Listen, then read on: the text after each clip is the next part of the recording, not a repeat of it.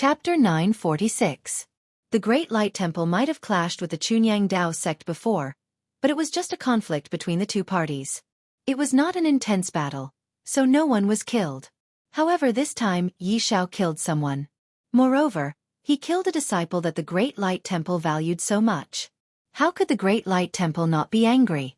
Once the news spread, even Su Yan could not suppress his anger. He brought 2 old monks of the Jing generation and a group of Great Light Temple disciples to cause trouble for the Chunyang Dao sect. In the Chunyang Dao sect, Shi Yunzi and Mako Mori held their heads in pain. Shi Yunzi stared at Yi Xiao with an unfriendly gaze. Why did you kill someone from the Great Light Temple? Compared to Mako Mori, Shi Yunzi was actually more sensitive. Previously, he thought that Yi Xiao was a chivalrous person, but now, it seemed that he was extraordinarily ruthless when he attacked. Was there such a chivalrous person? Yi Xiao's heart skipped a beat. He also knew that he had acted too hastily this time. Actually, his original plan was not like this. Chu Xiu only asked him to stir up the enmity between the Great Light Temple and the Chunyang Dao sect. He did not give Yi Xiao a time limit. Therefore, Yi Xiao's original plan was to intensify the conflict between the other party bit by bit. He killed Yan Guang previously because the other party was protected too clearly, so it was a little conspicuous.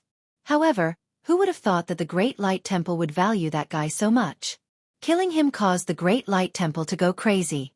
Therefore, if he did not explain well this time, it would be a little dangerous.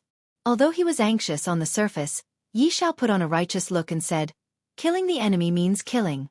Previously, you taught me that since I have joined a sect, I should put the interests of the sect first. Since we are enemies with the Great Light Temple, why can't I kill them?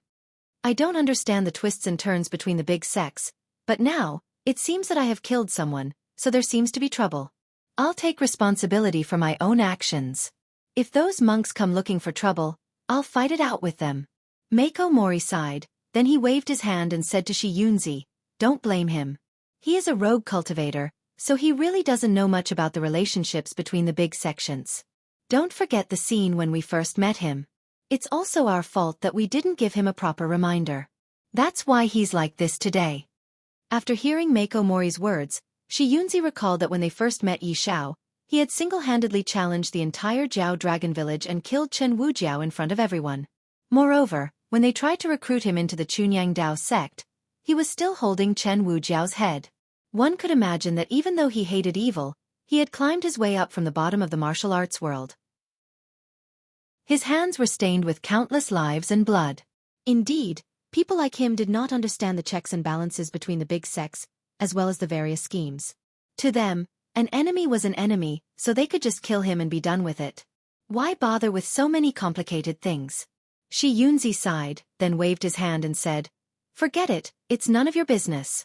You're now a disciple of the Chunyang Dao sect. The Chunyang Dao sect will never throw a disciple out to be the scapegoat no matter what. We'll deal with whatever comes our way. At most, we'll just fight with those monks. You can leave now." After letting Yi Xiao leave, Shi Yunzi said to Mako Mori, "Uncle Master, do you think those monks will really do it?" Mako Mori shook his head and said, "Who knows? If the Great Light Temple had sent another martial institution, perhaps there would have been room for discussion. However, the Great Light Temple just had to send the Vajra school this time, so it's a little tricky. Those fellows from the Vajra school are very hot-tempered. Now that someone has died, even if they say they don't want to do anything, I'm afraid they won't be able to stop their subordinates." Shi Yunzi scratched his head and said, "I'm not afraid of them doing anything, but I'm afraid that those fellows from the Great Light Temple will do it for real and let Chu Xiu watch the show." Mako Mori also sighed and said, "After all, it was us who killed someone. This matter will depend on the Great Light Temple's attitude." At the moment, in the Great Light Temple, Mako Mori had a deep understanding of the Great Light Temple. Shi Yunzi could maintain his rationality, but it did not mean that others could. The Chunyang Dao sect was the first to kill their disciple. If there was no explanation for this, no one would be able to tolerate it. Therefore, even if Shi Yunzi wanted to investigate the matter thoroughly before taking action, he had no choice but to be dragged into trouble with the Chunyang Dao sect. Shi Yunzi called back all the people who were searching for the disciple outside. The Vajra school gathered together and went to the Chunyang Dao sect's northern Yen branch to cause trouble for them. As the Chunyang Dao sect was personally called over by Xiang Long, the northern Yen branch was also prepared by Xiang Long. It was at the east side of the city, and everything around it had been emptied and given to the Chunyang Dao sect. At the moment, the group of Great Light Temple's disciples had already surrounded the Chunyang Dao sect's branch. Shi Yunzi walked out with a smile and said, "I say, everyone, who are you trying to scare by making such a big fuss? Can't you just talk things out nicely?" Shi Yunzi said expressionlessly, "Of course we can talk things out nicely. Chu Xiao is right about one thing. A life for a life, and a debt must be repaid. Hand over the person who killed the Great Light Temple's disciple, and we'll settle this." Shi Yunzi raised his brows slightly. They would not even hand over an ordinary Chunyang Dao sect disciple, let alone a disciple like Yi Xiao, whom they valued greatly. If they were to hand over the person, it would disappoint the disciples. For a large sect like the Chunyang Dao sect, it was fine for them to be stubborn, but it was impossible for them to admit defeat. Shi Yunzi shook his head and sighed. "Master Shi Yunzi, this is where you're wrong. You must know that monks are compassionate. Don't you Buddhist sects emphasize on repenting and becoming a Buddha? Now that this disciple of our Chunyang Dao sect has decided to repent, can't we just let this matter go?" Shi Yunzi remained expressionless as he said, "Repenting? Fine. Send him to the Great Light Temple. We'll help him transcend his murderous intent and help him become a Buddha." Shi Yunzi frowned and said, "Is there really no way to discuss this?"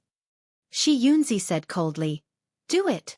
As soon as he said that, the group of Great Light Temple's disciples charged toward the Chunyang Dao sect.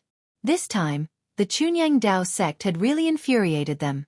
After all, although Chu Xiao had also killed someone previously, the person he killed was not an official disciple of the Great Light Temple.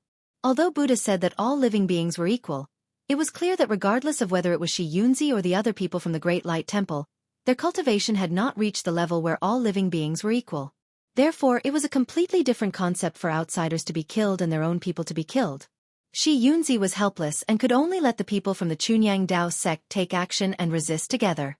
In terms of numbers, the Chunyang Dao sect side was at a disadvantage. Fortunately, the people that the Chunyang Dao sect had brought were not weak either. Mako Mori single-handedly held off the 2 Jing cohort monks from the Great Light Temple. Meanwhile, Shi Yunzi relied on the pure Yang divine weapon in his hands to fight against Shi Yunzi.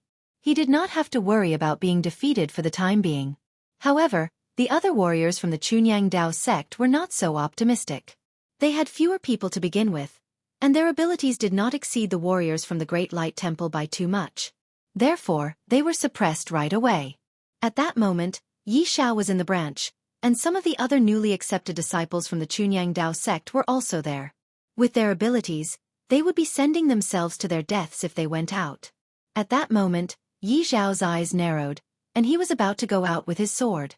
Daoist Shen Yi, who was in charge of protecting them, quickly said, "Ancestor, what are you going to do now?" Previously, when Yi Xiao killed someone because he was the one leading the team, he was considered to have not been able to supervise him. However, he was scolded by Shi Yunzi, and after that, he was scolded by Mako Mori. He was very depressed. Yi Xiao pointed outside and said, "The other brothers are still fighting hard outside, and you want me to drag out an ignoble existence here?" Daoist Shen Yi said helplessly, "But with your current abilities, it's useless even if you go out." Yi Xiao shook his head and said, "They're useless, but I'm useful. Senior, since I've joined the Chunyang Dao sect, that means I'm a member of the Chunyang Dao sect. Looking at the others fighting with their lives on the outside, but I turn a blind eye here. I'm sorry, I can't do that. Can you do that, Senior?" Daoist Shen Yi gritted his teeth and said, "Of course I can't do that either." Yi Xiao waved his hand. "If that's the case, then let's fight our way out together. The other juniors can't help, so let them stay here." After saying that, Yi Xiao walked out directly.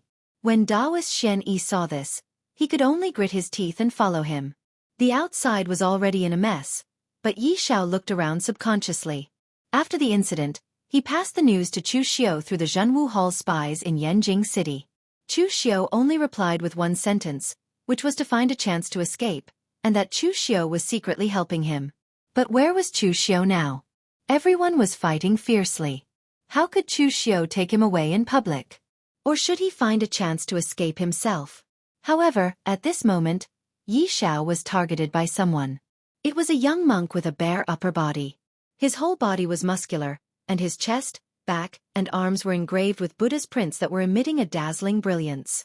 After seeing Yi Xiao, the monk immediately recognized that Yi Xiao was the person who killed Yan Guang. Without saying a word, he directly punched Yi Xiao. Yi Xiao and Taoist Xian Yi noticed this fluctuation at the same time. Both of them blocked with their swords almost at the same time, but they were blown away by the other party's punch. Taoist Xian Yi exclaimed, "Oh no! It's Prince Xiaoming, Yan Shi." The other party was another young martial artist from the Great Light Temple who entered the Longhu list after Prince Xiaoming, Zhong Xian, stepped into the real pellet state. Because the other party's martial arts were extremely similar to Zhong Xian's, they both walked the path of extreme physical strength, and even their style of doing things was somewhat similar. Therefore, he was also called Prince Xiaoming by the people of the martial arts world. This person had already reached the unity of heaven and man realm. Yi Xiao and Taoist Xian Yi couldn't stop him at all. However, at this moment, a subtle voice suddenly sounded in Yi Xiao's ear. "Lead him to the edge of the battlefield." Chapter 947. On a tall building a few miles away from the battlefield between Chunyang Dao sect and Great Guangming Temple, Chu Xiu, Mei Qinglian, Mu Zi, Pang Hu and several other high-level members of Zhenwu Hall were there. At this distance, they could clearly see everything that happened on the battlefield with their eyesight. The voice transmission in Yi Zhao's ear just now was said by Chu Xiu. Chu Xiu and the others were going overboard at this time. They even ordered some fruits and snacks as if they were watching a show, watching the fight between Taoism and Buddhism. While Tang Ya and Pang Hu were drinking, they were still commenting on whose move was good, whose move was terrible, etc. Mei Qinglian said at the side, "I didn't expect that kid to be able to provoke Taoism and Buddhism so quickly. He's a genius." Chu Xiu said faintly, "Luck plays a big role. The person he killed happened to be a disciple that Great Guangming Temple valued very much. So, he only killed one person and it completely angered Great Guangming Temple.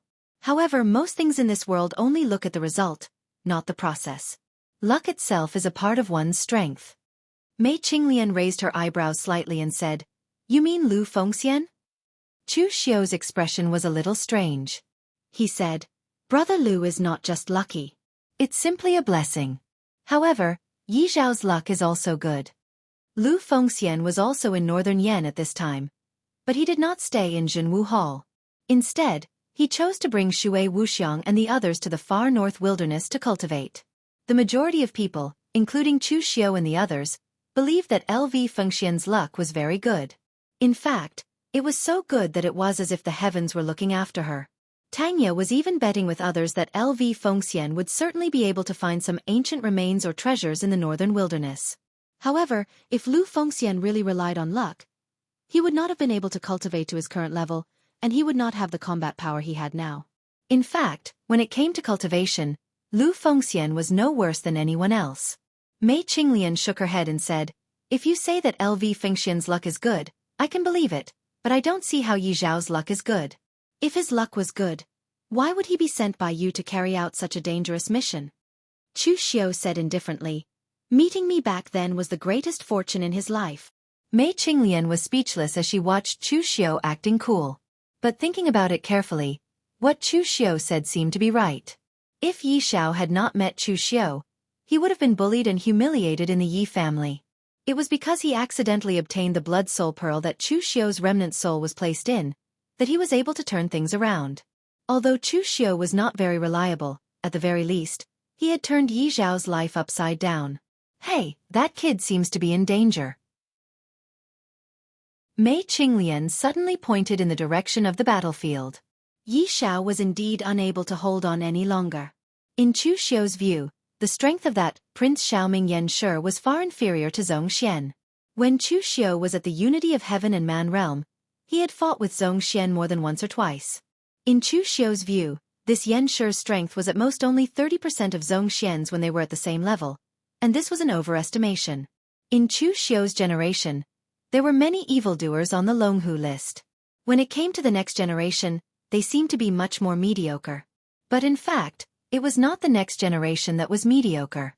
people like Yan Shi were at the normal level of strength on the Longhu list. It could only be said that in Chu Xiu's generation, they were all evildoers. After all, Yi Xiao was a level lower than Yan Shi. Even if there was Taoist Xian Yi, their strength was still too far apart.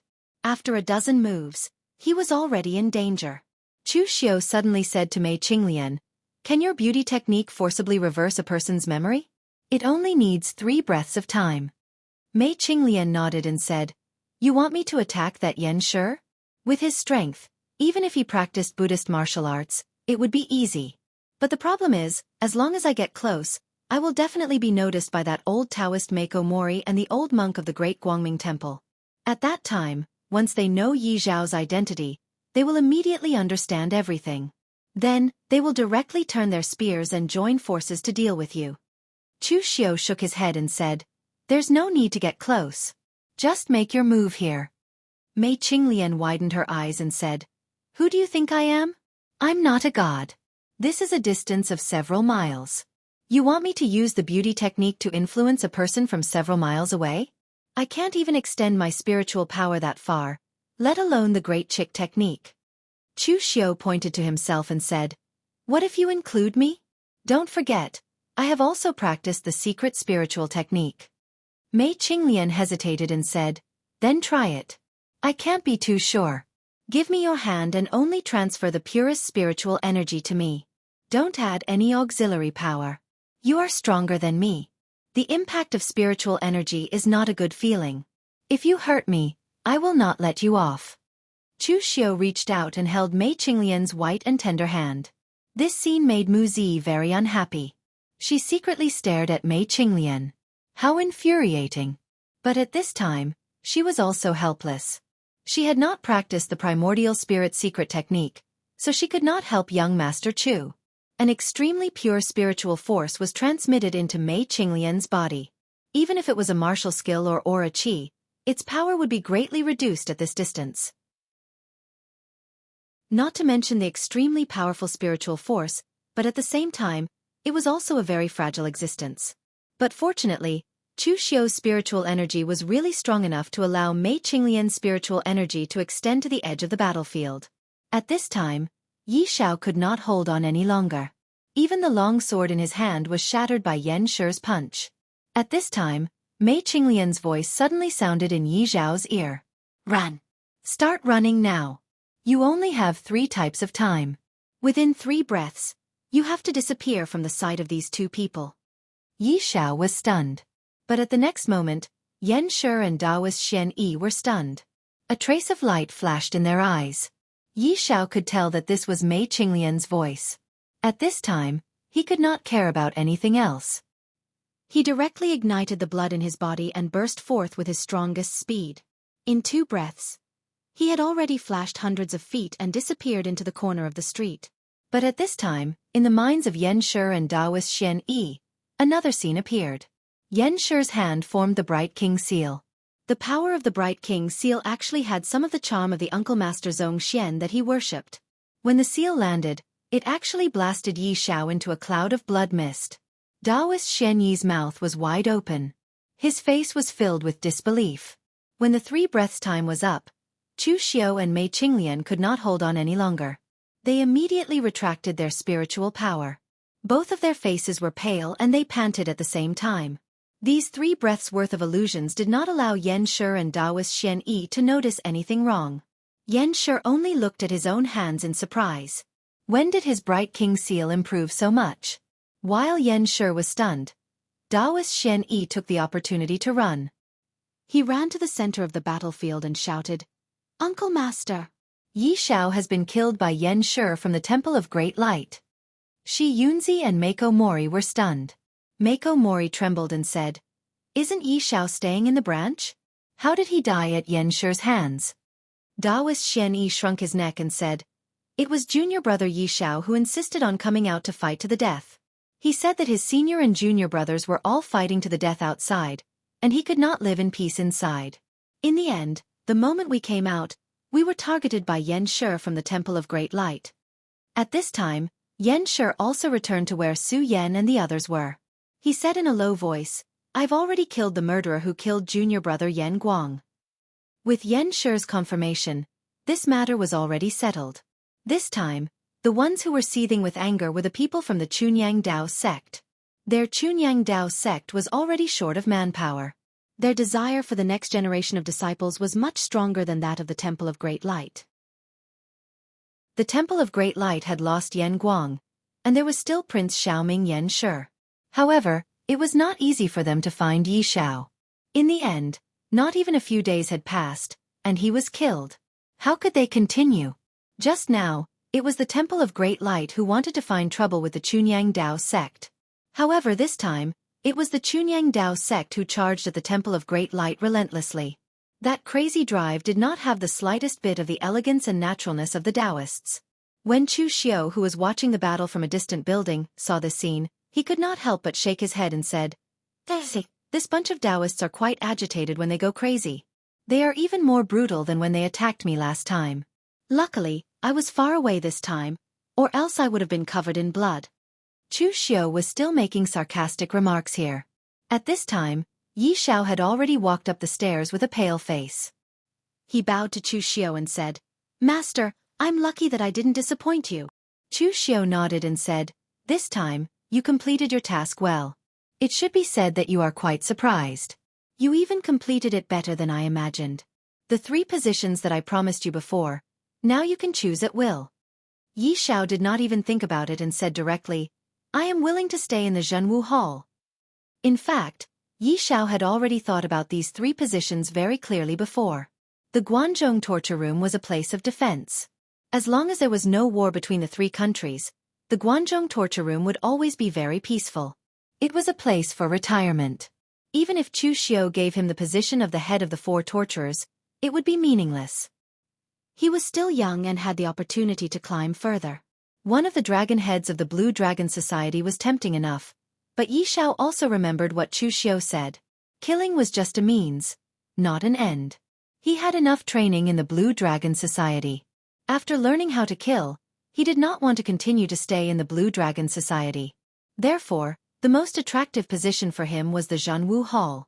The Zhenwu Hall could be said to be a force that Chu Xiu had truly created. Similarly, Chu Xiu also had many strong people under him. There was Mei Qinglian from the Yin Demon faction, Tang Ya and Yan Bugue from the Blue Dragon Society, and Pang Hu, who used to be one of the 36 Northern Bandits. Staying in the Zhenwu Hall, the competition would definitely be amazing, but there were also more possibilities in the future.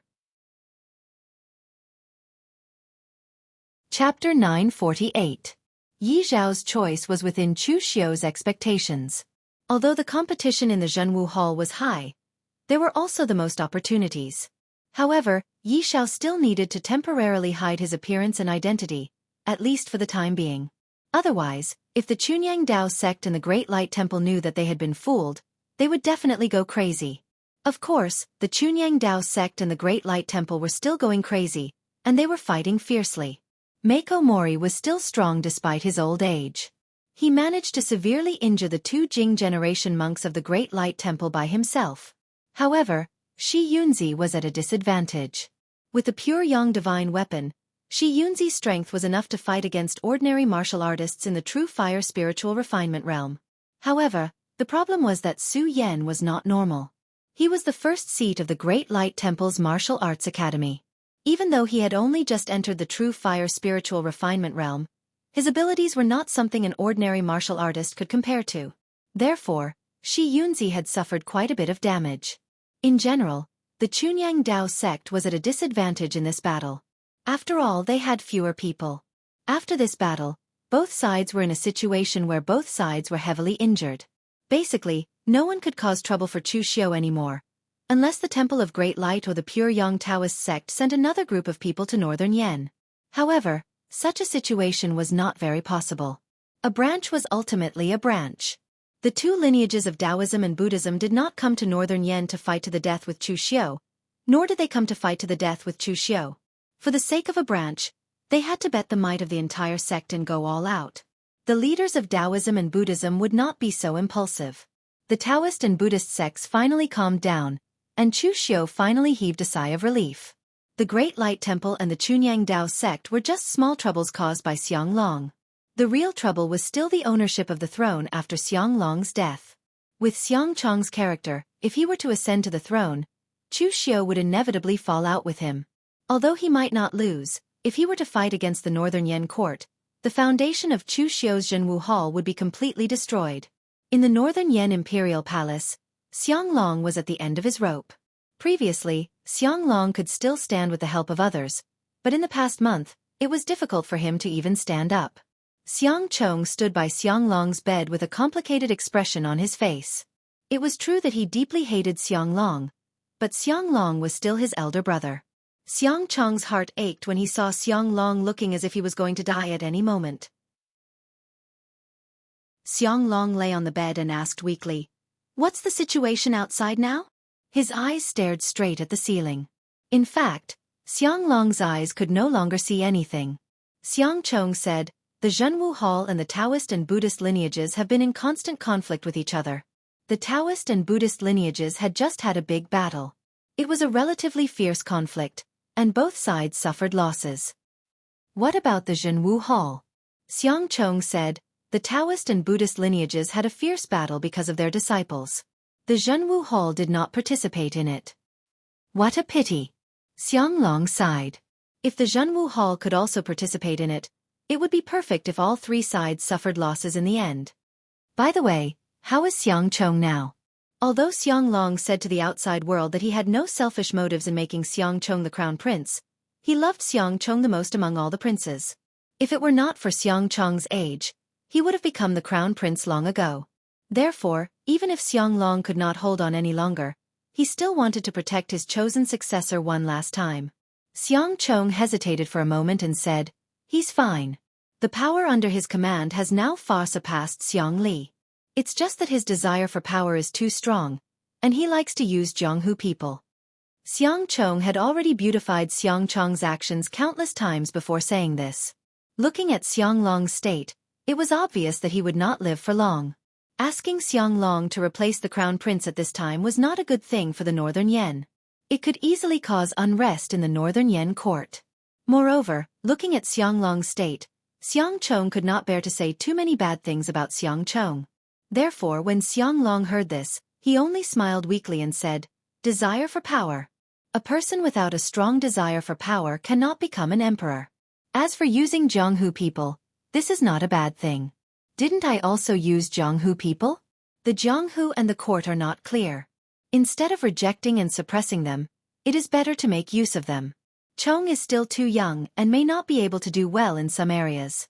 Therefore, he still needs the elders of the Northern Yan royal family to help him." Xiang Chong nodded with a slightly dark expression. He was too embarrassed to tell Xiang Chong that he could not control his son.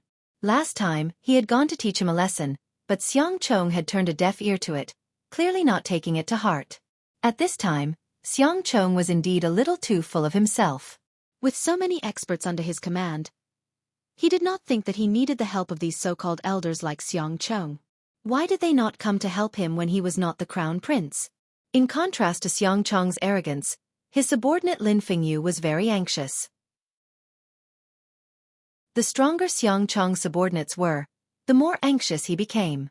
This was because Taoist Wuyang had brought these powers to Xiang Chong, and he was being valued less and less. Previously, Lin Fengyu and Taoist Wuyang had been regarded as the crown prince's right-hand man. But now, the gap between the two was becoming more and more obvious. Even outsiders could see this. After all, Taoist Wuyang was the one who had brought so many experts to Xiang Chong's side. He had also helped Xiang Chong solve quite a few troublesome problems. As for Lin Fengyu, besides a woman who lived off women, what else did he have? He was simply a good-for-nothing. This situation made Lin Fengyu, who had always been motivated to follow Xiang Chong to achieve great things and become a minister, very anxious. Seeing Lin Fengyu's appearance, Li Jiaodi could not help but say in a gentle voice, "Yulong, don't worry about these things. You're just a dog of the imperial court. Don't be one. Follow me back to the Hidden Devil clan. At worst, I'll personally beg Wei Shuya, Qin Chaoxian, and the others to let you establish a sect in the Hidden Devil clan. When the time comes, wouldn't it be great to be the sect master yourself?" If other members of the Hidden Devil clan saw Li Jiaodi's appearance, their eyeballs would definitely pop out of their sockets. Among the Hidden Devil clan, Li Jiaodi was definitely the most dislikable one. For example, Yuan Tianfeng, who had been killed by Chu Xiu, was also extreme and dislikable. But at least in a situation where there was no conflict of interest, Yuan Tianfeng would not provoke others. But Li Jiaodi was famous for her sharp and unkind words. Even if it was a normal conversation, she could cause a bellyful of anger. But everyone knew her character. It was not worth it to be serious with her. But if you endured it, you would still be angry in your heart. So in this way, not many people were willing to deal with her. No one had seen such a gentle way of speaking from Li Jiaodi.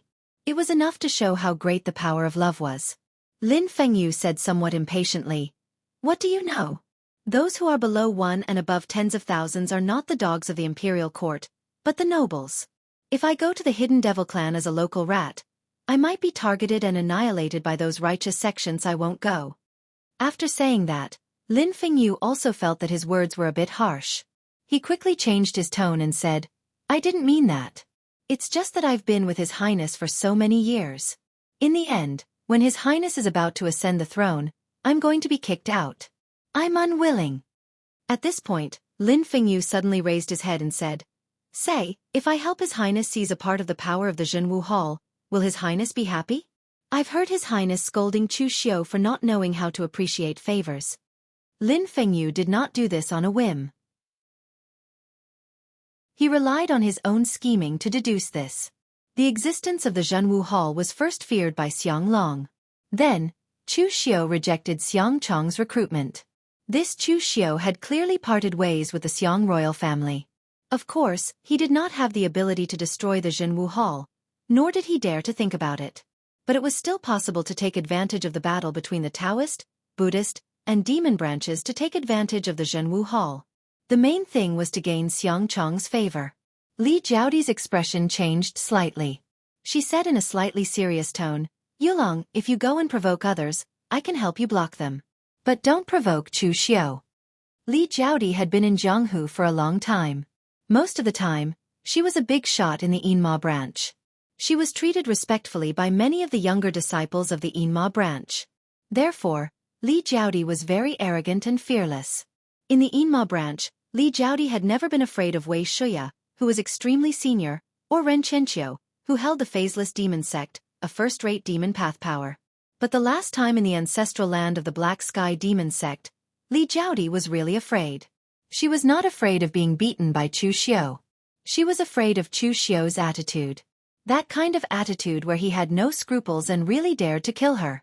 Previously, Li Jiaodi had offended many people because of her foul mouth. But no matter who it was, no one had any killing intent towards her. But the last time in the Black Sky demon sect, she was sure that Chu Xiu really dared to kill her and was really prepared to kill her. If Li Jiaodi did not have the secret technique of the Red Lotus Demon Lord, Red Lotus Escape, she might have already died in the hands of Chu Xiu.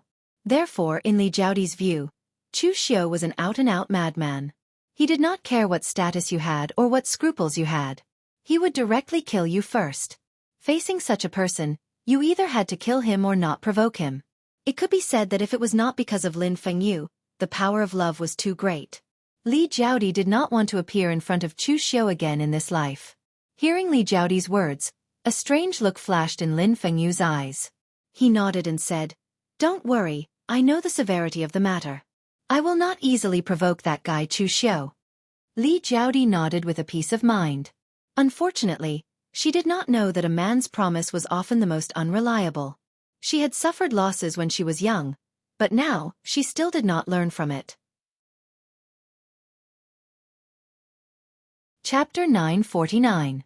As a devil in the eyes of most people in Jianghu, in their eyes, Chu Xiu must have raped, looted, killed, and enjoyed bloodthirsty killing. In fact, with Chu Xiu's current status, even if he really wanted to rape and loot, he had a large group of people to do it for him. He had no time to do such low-level things. During this time, Chu Xiu was very busy. He was so busy that he did not even have time to practice. Both Taoism and Buddhism had been solved. Chu Xiu was also seizing the time to make arrangements. The strength of all parties must be adjusted to perfection without any flaws. There was only one chance. If Xiang Li was not promoted to the throne, all his arrangements and forces in the northern Yan land would be abandoned. Therefore, during this period of time, not only was Chu Xiu setting up these things, but he was also deducing the various situations and accidents that would occur when Xiang Chong ascended the throne. Then, he would think about how to resolve these accidents and strive to not leave any loopholes. However, man proposes, God disposes. It should be said that Chu Xiu did not expect that someone would come to trouble him at this time. A disciple of Zhenwu Hall rushed in and shouted, "Bad news! Lord Fire Slave is besieged and is in danger."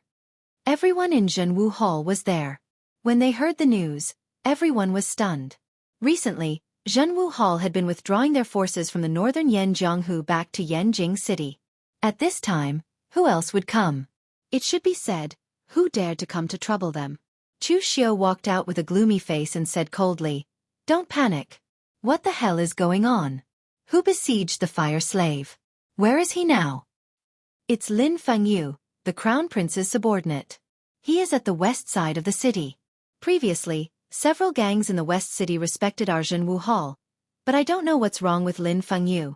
He wanted to confiscate the offerings of those gangs. Those gangs were usually respectful to our Zhenwu Hall. When something happened, they informed Lord Fire Slave in time. As a result, Lord Fire Slave fought with the other side after a few words. But the other party has the advantage in numbers. When I came to report, Lord Fire Slave was already in danger." Hearing this, Mei Qinglian and the others had a strange look on their faces. Did Xiang Chong's brain get squeezed by a door? Why did he come to provoke the Zhenwu Hall at this time? The Zhenwu Hall governed the northern Yanjianghu. Some small gangs in Yanjing City were naturally under the jurisdiction of the Zhenwu Hall. However, these gangs were generally very weak. After all, they were at the foot of the world. They could only do some despicable things. Even the suppression hall did not put them in their eyes. If Xiang Chong's subordinates really provoked the Zhenwu Hall for a little bit of tribute, then their brains would be squeezed by the door.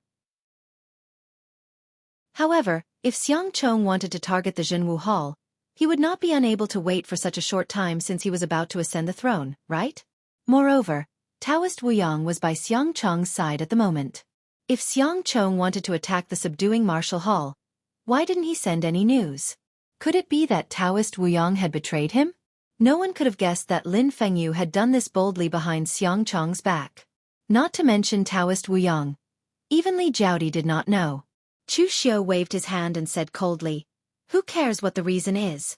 Does he really think that he can touch the people of the Zhenwu Hall whenever he wants?" If Xiang Chong did not provoke him, he would naturally not provoke Xiang Chong either. Anyway, it was not long before he ascended the throne. The day when the real intention was revealed was coming.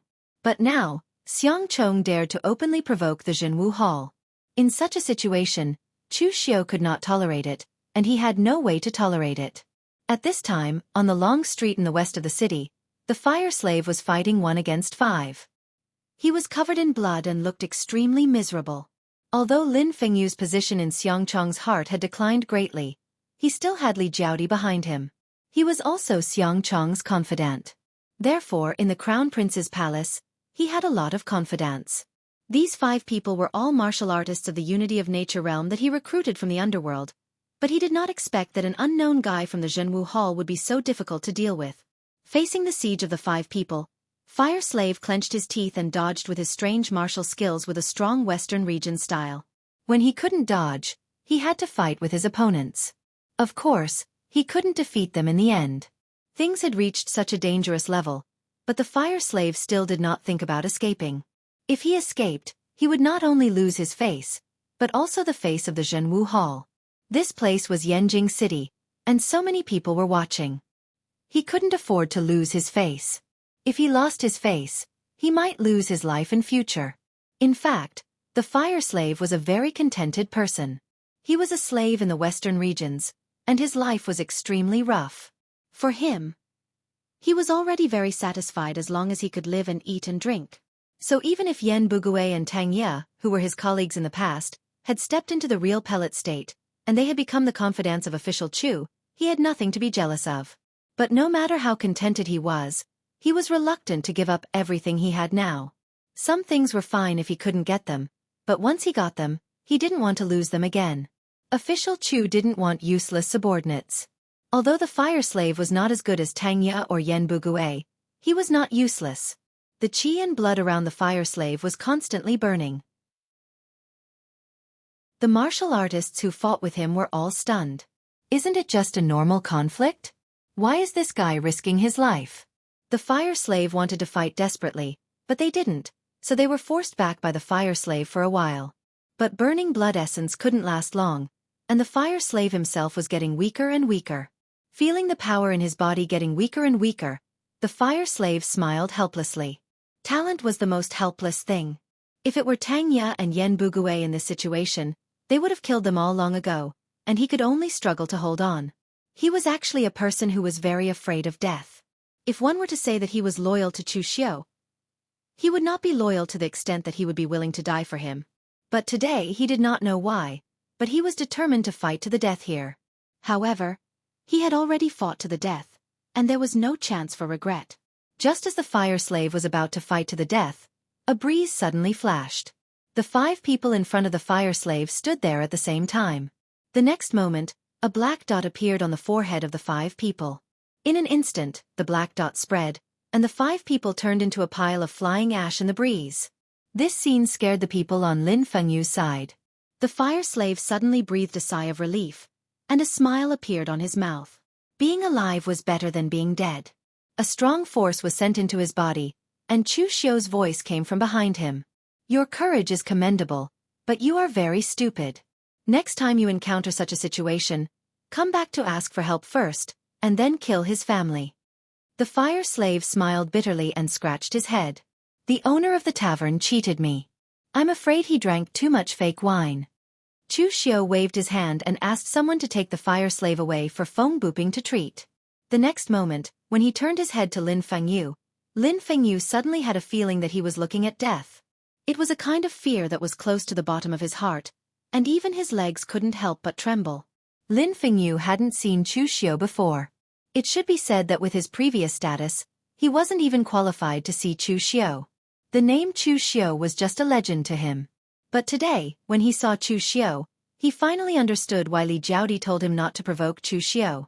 Even though Chu Xiu hadn't said a word, he was already feeling regretful.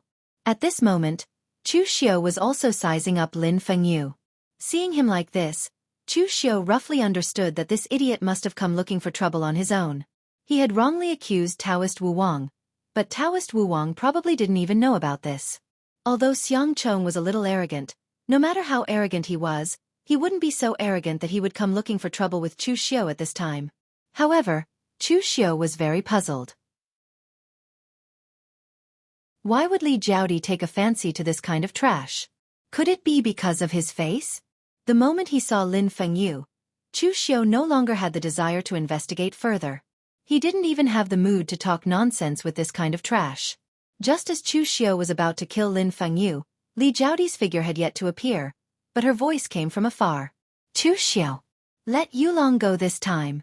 Let him go this time. I'll agree to anything you want. Li Jiaodi's figure appeared at the corner of the street. At this moment, her face was full of anxiety and panic. Obviously, she was afraid that Chu Xiu would really kill Lin Fengyu. She didn't know that Lin Fengyu had acted on his own this time. If she had known, she would have stopped him with all her might. Chu Xiu even dared to kill her, a fellow Hidden Devil Clan elder. To Chu Xiu, Xiang Chong, who was behind Lin Fengyu, wouldn't have the slightest scruple. Therefore, after hearing the news, she rushed over immediately. Fortunately, Chu Xiu hadn't made his move yet, so there was still a chance. For Lin Fengyu, Li Jiaodi was willing to give up many things. Even if she had a grudge against Chu Xiu, she, who had never begged anyone in her life, didn't hesitate to ask Chu Xiu for help. Even if Chu Xiu asked her to obey his orders from now on, Li Jiaodi would agree. At this moment, Chu Xiu's movements paused slightly, which made Li Jiaodi's eyes suddenly full of expectation. But then, Chu Xiu snapped his fingers, and the qi of heaven and earth trembled violently. The next moment, Lin Fengyu's chest exploded directly. He fell to the ground with a look of disbelief in his eyes. The fire slave was fighting for the reputation of Zhanwu Hall. If he didn't kill Lin Fengyu, how would other people of Zhanwu Hall look at him, Chu Xiu? Moreover, Chu Xiu wasn't interested in the conditions that Li Jiaodi had offered. To put it in a somewhat arrogant way, Chu Xiu didn't care about ordinary true fire spirit refinement realm martial artists. What he cared more about was ability and loyalty. Even if Li Jiaodi was willing to surrender to Chu Xiu at this time, Chu Xiu didn't want to use her. Chapter 950. Li Jiaodi had already descended into madness after witnessing the man she loved being killed right in front of her eyes. She had already realized that she was no match for Chu Xiu when she had fought with the Black Sky Demon cult previously. However, she was still charging towards Chu Xiu in a frenzy. A red lotus mark bloomed on her forehead, and her entire body was enveloped in a layer of dazzling fire-like stellar energy. It was extremely dazzling and resplendent, as if it could burn everything in the world. However, within it, there was a trace of vitality. It was a power that could purify everything, as if it could purify everything in the world into the purest form of vitality. Red Lotus Hellfire. It's the purest form of Red Lotus Hellfire. Lu Jianghe, who had not spoken for a long time, had a look of disbelief on his face. He sounded as if he had just swallowed a fly. This woman had actually used the Red Lotus Hellfire that only the Red Lotus Demon Lord had been able to control in the past. He could not accept this.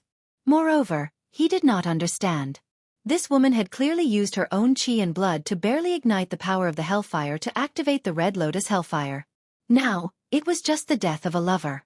How could she directly control the Red Lotus Hellfire? Chu Xiu did not say anything.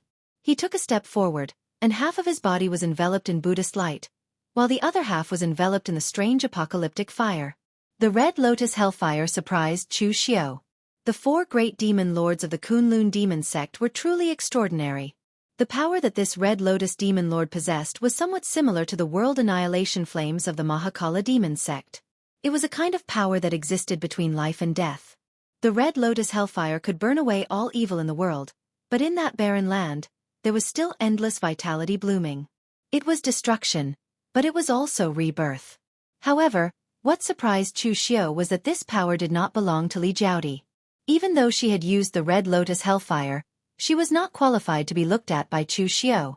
Amidst the endless Buddhist light and black flames, a strange Dharma form appeared. On the left was a Buddha with a majestic Dharma form. The one on the right was a demon, its demonic flames overflowing the heavens. The Buddha on the left made a mudra with one hand and pressed Li Jiaodi to the ground. However, the Red Lotus Hellfire continued to burn fiercely. Li Jiaodi was a cultivator at the true fire spiritual refinement realm, but her attacks were completely out of control. She only knew how to use all her strength to burn the Red Lotus Hellfire, and one of the Buddha's hands began to melt. However, at this moment, the demon lord Dharma idol on the right also slammed down with a seal. Boundless destructive flames descended, soaking in the power of nirvanic extermination and burning. The black and red flames intertwined together, igniting an extremely magnificent color. That was the color of death. No one knew which was stronger between the apocalyptic flames of the great Black Sky Demon cult and the karmic fire of the Red Lotus that belonged to the Red Lotus Demon Lord. However, there was no strong or weak in martial arts, but there were strong and weak people. Li Jiaodi's strength was weaker than Chu Xiu's. Under the suppression of the Buddha's mudra, the power of the apocalyptic flames slowly stripped away the Red Lotus Hellfire around Li Jiaodi. At this moment, Li Jiaodi screamed, and a bloody mist bloomed around her. Under the burning of the comic fire of the Red Lotus, it turned into a blood sword. It tore apart Chu Xiu's evil demon Buddha Dharma form and stabbed towards him. Against this attack, Chu Xiu only stretched out a finger. His inner true fire burned continuously on his finger, and there was even a crimson color moving rhythmically in Chu Xiu's hand. Under Chu Xiu's finger, Li Jiaodi's blood sword had already started to crumble before it could even stab down. In front of me, using the power of blood qi is futile. As soon as he said that, Chu Xiu took a step forward and appeared in front of Li Jiaodi in an instant. Golden and silver inner true fire bloomed around him, and at the same time, there was also the pitch-black apocalyptic flames. With the two types of flames combined, it was an extremely destructive power that was unstoppable and unavoidable. With a loud bang, Li Jiaodi was sent flying by Chu Xiu's punch. In an instant, a bloody mist dispersed, and a large amount of fresh blood flowed out of her mouth. With the strength of Chu Xiu's physical body, there were only a handful of people in the pugilistic world who could stand shoulder to shoulder with him. Tang Ya, who was standing at the back, grinned. Official Chu really doesn't know how to have tender feelings for the fairer sex. Even hitting a woman so viciously. Mei Qinglian turned to look at him. Tender feelings for the fairer sex? If you were to make a move on that woman, she would kill you 10 times in a quarter of an hour. Moreover, does that kind of old woman deserve to be pitied? Tanya shrugged. Like repels like. He wisely did not continue to discuss this issue with Mei Qinglian. In fact, there was one thing that Tanya was right about. Chu Xiao really did not know how to have tender feelings for the fairer sex. To be precise, in his eyes, there was a distinction between men and women. But when it came to a fierce battle, in his eyes, there were only those who could be killed and those who could not be killed. Why would there be any distinction between men and women? This woman, Li Jiaodi, had caused trouble for him more than once or twice. Even if she was a member of the Yinma clan, she was the kind of person who was useless and would only hold him back. So if he did not kill her now, could it be that he would keep her alive for the new year? After punching Li Jiaodi until she vomited blood, Chu Xiao took another step forward and appeared in front of Li Jiaodi in the blink of an eye. Li Jiaodi's body was covered in blood, but at this time, she was staring at Chu Xiao. There was no longer any hatred in her eyes, and it had even turned pitch black. However, a scarlet flame bloomed in her pitch-black eyes. The hellfire of the Red Lotus could burn all sins in the world. The hellfire of the Red Lotus that bloomed from Li Jiaodi's eyes did not have a physical body, but in an instant, it began to burn in Chu Xiao's mind, roasting his primordial spirit. In the next moment, countless vengeful spirits that Chu Xiao had killed appeared, tearing at his primordial spirit. But at this time, Chu Xiao seemed to be unable to feel it. He sneered. The hellfire of condemnation? What a joke! Who in this world has the right to judge me for my sins? The hellfire of the Red Lotus could burn all sins in the world. If an ordinary person's primordial spirit was roasted like this, they would probably have long gone mad. But there was clearly something wrong with Chu Xiao's current worldview. To him, he did not feel that what he had done was sinful at all. There might be good and evil in this world, but there was no good or evil in Chu Xiao's heart. The hellfire of condemnation could not punish him for his sins. He pointed a finger at the top of Li Jiaodi's head. In an instant, Li Jiaodi's body trembled. The endless hellfire of the Red Lotus began to devour her, burning her into a pile of ash in an instant. The power of the hellfire of the Red Lotus was evil and domineering, but the most important thing was the cultivation of one's state of mind. Li Jiaodi was a stubborn person. Given her personality, she actually dared to call herself the successor of the Red Lotus Demon Venerable. 500 years ago, the Red Lotus Demon Venerable would not even have looked at her. Seeing that Li Jiaodi had been killed, Mei Qinglian walked over and shook her head gently. This Li Jiaodi is actually also a pitiful person. She was trapped by the tribulations of relationships when she was young, resulting in her stubborn personality. Everyone thought that she had already broken free from the tribulations of relationships, but in reality, she had never walked out of it. Just look at Lin Fengyu's character. The reason Li Jiaodi fell in love with him and was willing to die for him was because she thought of him as someone else, a person that she could never obtain in this lifetime. The word, love, trapped her entire life. Even though she died at your hands, in reality, she died because of the word, love. Tang Ya, who was at the side, glanced at Mei Qinglian, not daring to speak. Just now, you were still looking down on Li Jiaodi, but now that she's dead, you're sympathizing with her. Tsk, as expected of the saintess of the demonic path. How hypocritical. Chu Xiao clapped his hands and said, "That's why I say that the 7 emotions and 6 desires of love are the most troublesome."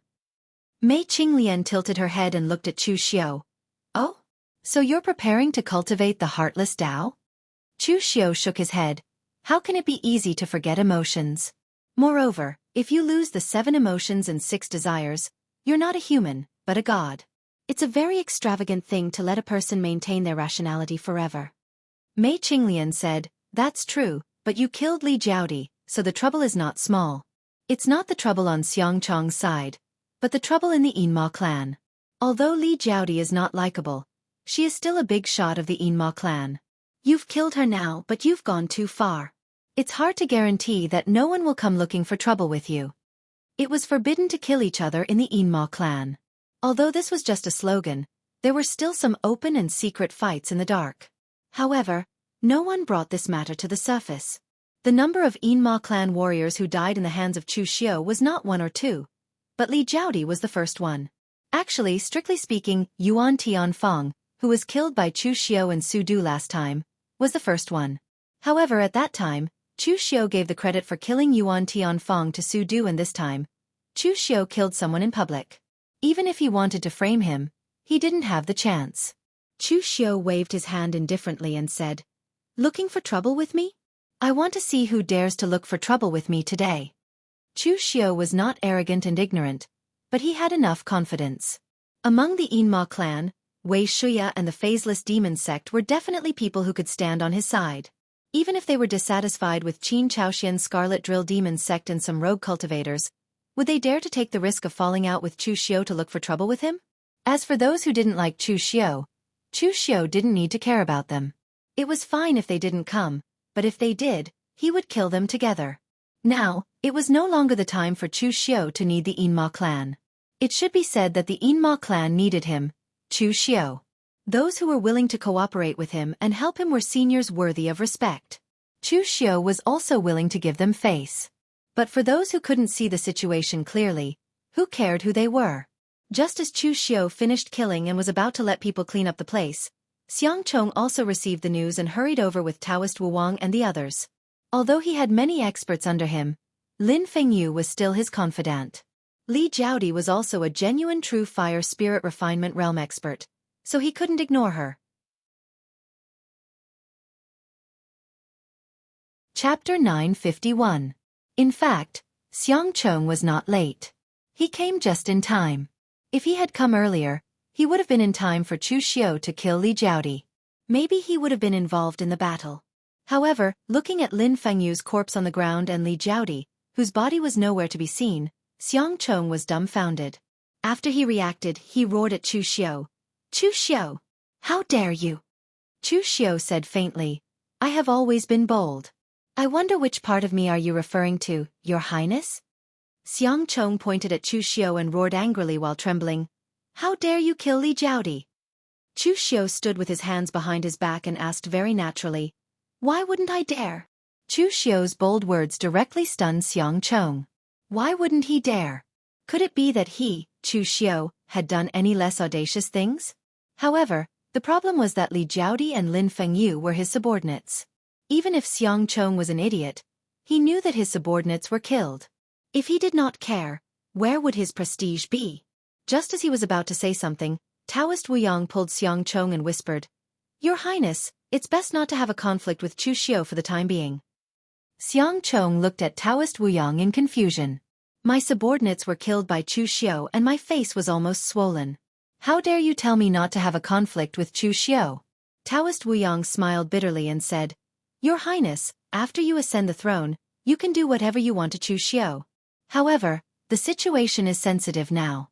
What's the use of getting angry? Can you disband the Zhenwu Hall or kill Chu Xiu? Even His Majesty can't do this. If you do this, it will only make the Northern Yen more chaotic. It's never too late for a gentleman to take revenge. Your Highness, you're a man who does great things. Could it be that you can't endure this little bit of time?" Xiang Chong was already relying on Taoist Wu Yang. In his opinion, Taoist Wu Yang was a steady and experienced man. What he said was indeed reasonable. Xiang Chong turned to Chu Xiu and said coldly, "Official Chu, do not forget that this is Northern Yen territory. You may be a man of Jianghu, but you are also the governor of the Northern Yen Zhenwu clan. You are a subject of the Northern Yen. There are some rules that you have to follow." After saying that, Xiang Chong left hatefully with his men. Only Taoist Wu Yang glanced at Chu Xiu before he left. There was a different look in his eyes. Mei Qinglian said at the side, "It seems that Taoist Wu Yang, that old guy, is quite important to Xiang Chong." Chu Xiu said faintly, "Taoist Wu Yang is considered a veteran in Jianghu.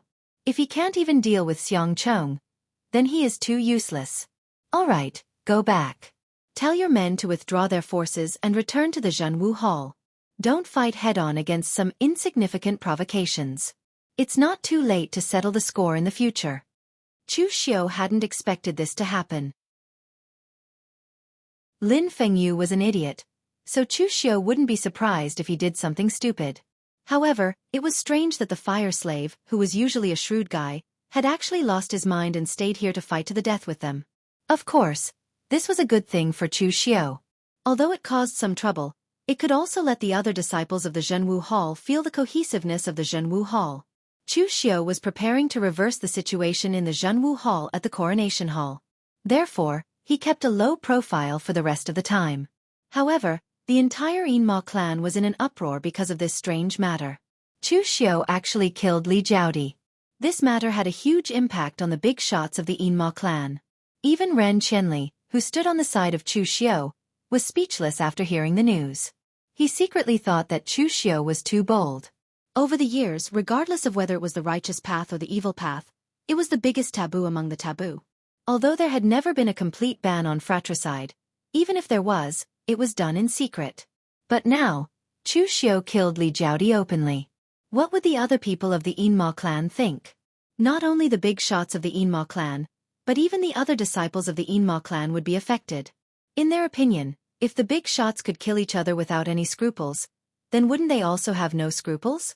Therefore, as soon as this matter came out, someone immediately convened the entire Yinma clan to start a meeting. This time, they chose another place for the meeting and did not call Wei Shuya. In their opinion, the fair elder Wei had changed. He had become partial to Chu Xiao and ignored the interests of the Yinma clan. He was no longer one of them.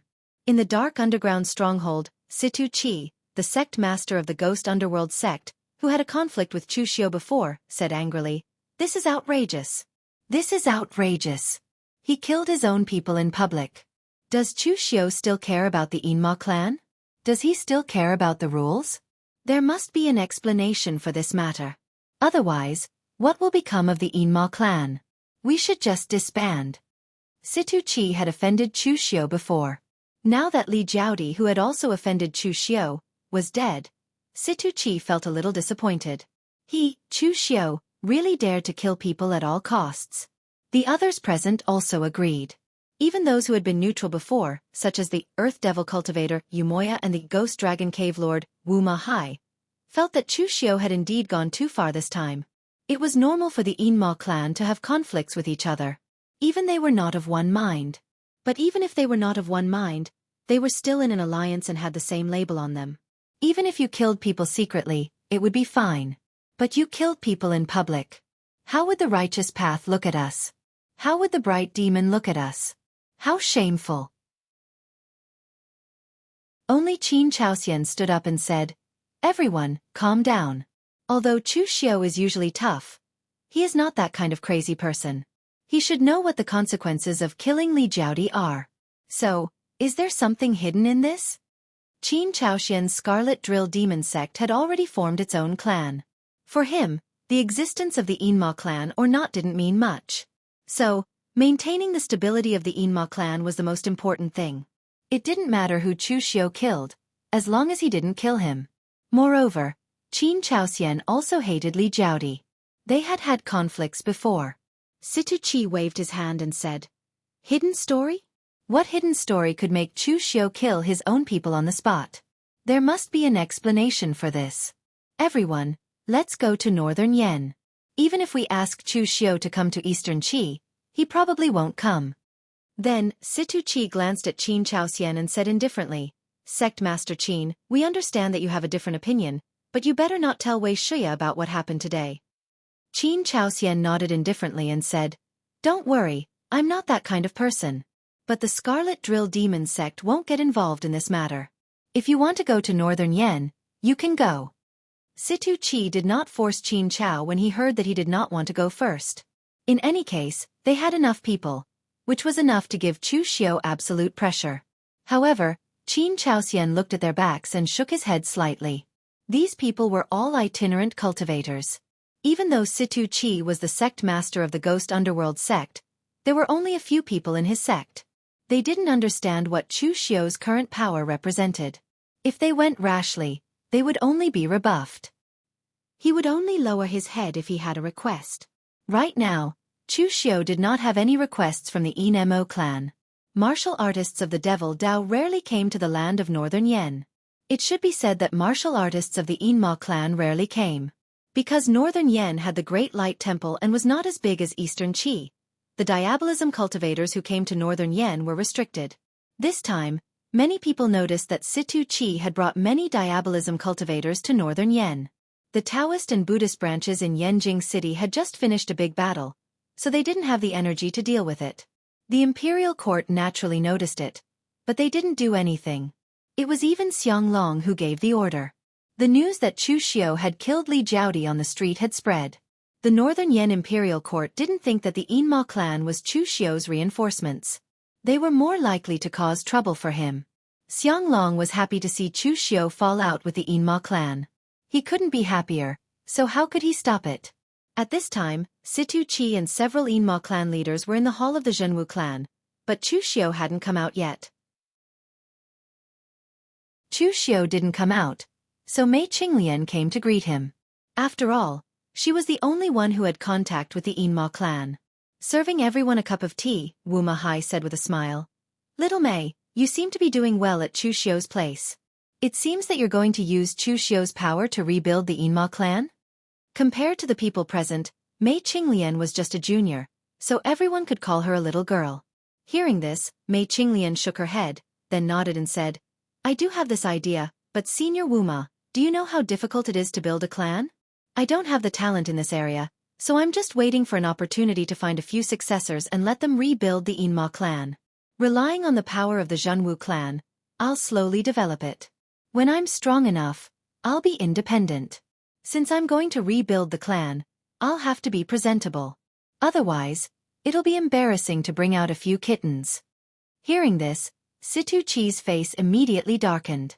He felt that Mei Qinglian was indirectly scolding him. A few kittens? Wasn't she talking about his ghost underworld sect? Situ Qi coughed and said coldly, When will Chu Xiao come out? Asking us seniors to wait for him. Chu Xiao is really arrogant. Does he really think he's the leader of the devil cult? Chapter 952. To the current Jianghu, it was a joke to talk about seniors and juniors. Even in a sect, everyone looked at strength and not the so-called seniors and juniors. However, Situ Qi did not think that he was weaker than Chu Xiao. Moreover, so many of them were waiting here. Each of them was older than Chu Xiao by many generations. How could he, Chu Xiao, let these seniors wait for him here? What a scandal! At this moment, Chu Xiao walked in from the inner hall and walked step by step to the main seat. He looked at everyone present and did not say a word. The impatience and even dissatisfaction that they had felt just now had disappeared in an instant. To him, Chu Xiao was a junior, but what this junior had done was something that he could never do in his lifetime. At this moment, Chu Xiao was just looking at them quietly. The oppressive aura wasn't obvious, but it gave them an illusion of nervousness. They were the ones who had come to denounce him. What were they nervous about? Situ Qi snorted and said, Chu Xiao, don't you want to explain? Chu Xiao asked indifferently, Explain what? Of course, to explain why you killed Li Jiaodi. Do you know the consequences of killing your fellow disciples? Do you know the consequences? Do you think that you are a member of the Yinma lineage? Situ Qi's words were righteous. Those who did not know would think that he was a sect leader of a righteous sect and not a sect leader of the Yinma lineage. Chu Xiao sneered and said, You want an explanation? Well, I will give you an explanation. Why did I kill Li Jiaodi? Because she deserved to die. Do you know what I want to do now? It is a great matter for a country. Among the 3 countries, Eastern Qi respects the Zhenwu sect as the national religion. Although it is vast and can accommodate the Yinma lineage, it is not a place for us to live. Although West Chu does not have a national religion, Dragon Tiger Mountain is in West Chu, and the moon-worshipping cult is also in West Chu. There is no place for my Yinmo bloodline to take root. Only the Northern Yen, because of Xianglong's previous methods, had prevented the Great Light Temple from touching the Northern Yen territory. If my plan succeeds this time, the Northern Yen will be under my control, and my lurking devil clan will naturally be able to develop. In the end, she, Li Jiaodi, threw herself under the command of my sworn enemy, Xiang Cheng. By doing this, did she ever think that she was a senior of the Yinma branch? Have you ever thought of helping a junior like me? Jianghu was only so big, and there was nothing special about it. Everyone knew Li Jiaodi's previous whereabouts. For the sake of a gigolo, Li Jiaodi actually went against Chu Xiao. Previously, they were still saying that Li Jiaodi must have water in her brain. What Chu Xiao said made sense, but there was no need to kill people, right? Yu Moya, who had dealt with Chu Xiao a few times before, stood up and said, Chu, we already understand what happened, but there is no need to kill people, right? After all, we are all from the Yinma branch, so we can talk things over, right? Chu Xiao said plainly, Senior Yu's words are right, there is always room for discussion. However, you can ask around and see what the scene was like at that time. That woman, Li Jiaodi, had already gone crazy. I only killed a gigolo of hers, and she actually wanted to fight me to the death.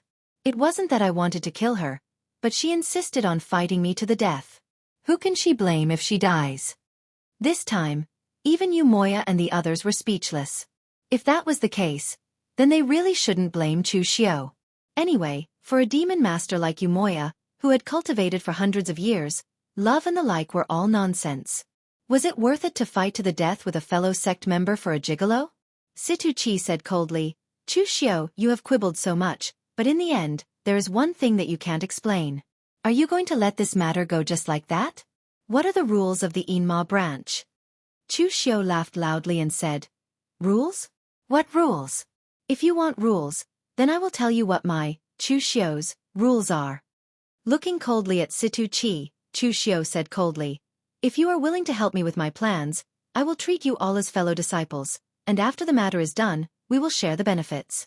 But if someone blocks my way, then I'm sorry, the one who blocks the way will not be a fellow disciple, but a dead person.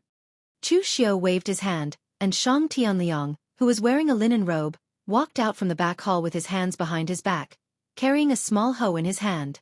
He had originally been growing vegetables in the shopping center, but in the end, people from Yin Mo's side suddenly came, so he was suddenly called over by Chu Xiao to act cool. Looking at the people below, Chu Xiao said lightly, I killed Li Jiaodi. That's what happened, and that's what the situation is. Now, who still wants to explain? Let me, the owner of the shopping center, explain it to everyone. Seeing this, Wu Maji stood up, cupped his hands and said, Goodbye. Yu Moya also cupped his hands and said, Sorry to disturb you. After saying that, he turned around and left. Rules were left for people who followed the rules. If someone didn't even want to follow the rules, then what was the point of having rules? Even if Chu Xiao explained the matter of killing fellow disciples to the heavens, it would still be difficult to explain. But now that Chu Xiao had pulled out the experts of the heaven and earth profound opening realm, who would dare to listen to his explanation? Situ Chi and the others were so angry that their faces turned red, but in the end, not a single one of them said anything, and directly turned around and left. This was because they really couldn't be sure if Chu Xiao would really kill them. If they had thought that Chu Xiao would care about their status as elders of the Yinma clan, but now, they could be sure that this status meant nothing to Chu Xiao. He had already killed Li Jiaodi, so he naturally wouldn't mind killing a second one. At the same time, they secretly cursed Yu Moya and the others for being too weak, for being scared away. Otherwise, with so many elders of the Yinma clan threatening him, would Chu Xiao still dare to be so arrogant? After leaving Yanjing City, Situ Chi found that Yu Moya and the others were still waiting there. He couldn't help but snort coldly and said, Everyone, what did we say before? Didn't we say that Chu Xiao must give us an explanation for this matter? Otherwise, where are the rules of the Yinma clan? In the end you left just like that. You're a joke for no reason. Yu Moya's face turned red, and he snorted coldly. What explanation do you want? That woman Li Jiaodi looked for trouble and was killed. What else can we do? If she didn't get close to Chu Xiao, would Chu Xiao still chase her all over the Jianghu? Moreover, he even brought out a profound enlightenment realm expert. What do you want us to do? Do we really have to shed all pretense of cordiality? Although Chu Xiao doesn't abide by the rules, at least he's still a member of the Yinma clan. Elder Wei has done him a great favor. No matter how arrogant he is, he won't openly betray the Yinma clan. If we don't shed all pretense of cordiality, then we're still on the same side. If we shed all pretense of cordiality, then we'll be laughed at by everyone in the Jianghu. Situ Chi was speechless by Yu Moya. In the end he snorted coldly, This Chu Xiao acts like a hawk and acts like a wolf. He's simply that kind of lawless person. Now, he dares to ignore the rules of the Inma clan, but you guys are still worried about this and that, not daring to act out. I'm afraid that in the end, the entire Inma clan will be destroyed in his hands. After saying that, Situ Chi turned around and left. He came to question them aggressively, but in the end, he was rebuffed. It would be strange if he was in a good mood. At this time, in the Zhenwu Hall, Shang Tianliang didn't leave. Instead, he held a hoe and asked, I say, are they from the same sect as you? Since they're from the same sect, why would they tear you down? You've already become like this. Why don't you quickly go your separate ways? You're actually still in the same force at the same time? Chu Xiu shook his head and said, the things here are too complicated.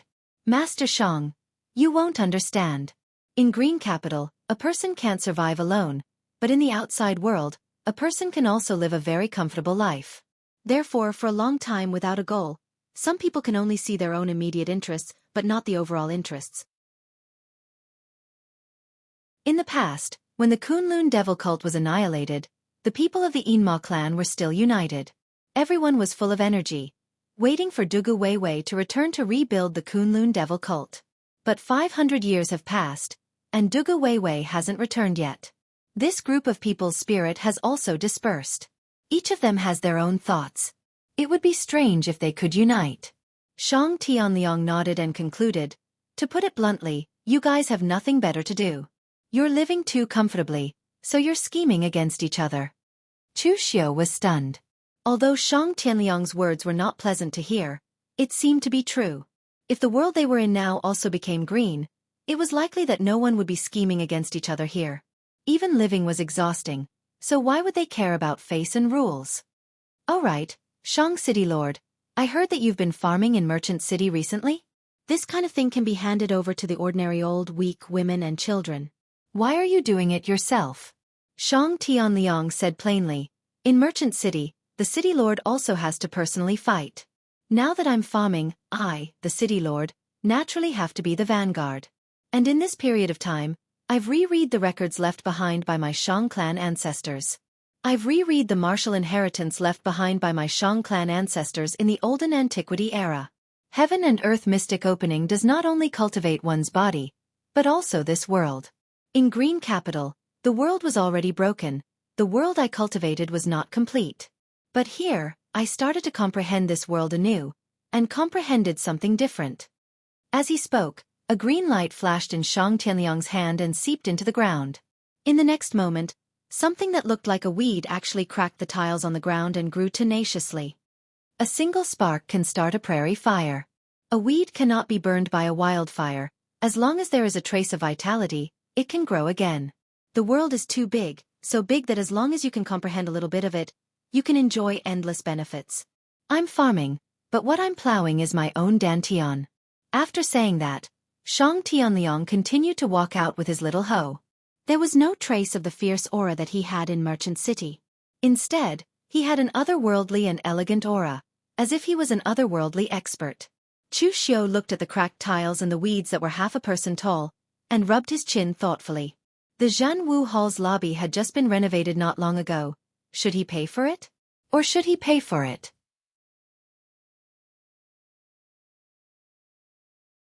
Chapter 953. In the Great Hall of the Northern Yen Imperial Palace. It was still dark in the Northern Yen, so most of the palaces were gloomy and depressing. But today, the atmosphere in the Northern Yen Imperial Palace was even more depressing, because Xianglong was on the verge of collapsing. Dozens of core members of the Northern Yen Xiang royal family were gathered in the palace. Xianglong lay on the bed, his breathing extremely low. Several imperial physicians were in a flurry, sweating profusely from exhaustion. But they didn't dare to stop, afraid that they would be dragged to the grave with him. Among the Northern Yen royal family present, except for his younger brother who hated Xianglong, the others didn't seem sad. In fact, they were very indifferent. The emperor and the royal family were two different concepts. In Northern Yen, only the direct descendants of Xianglong's bloodline could take over the throne.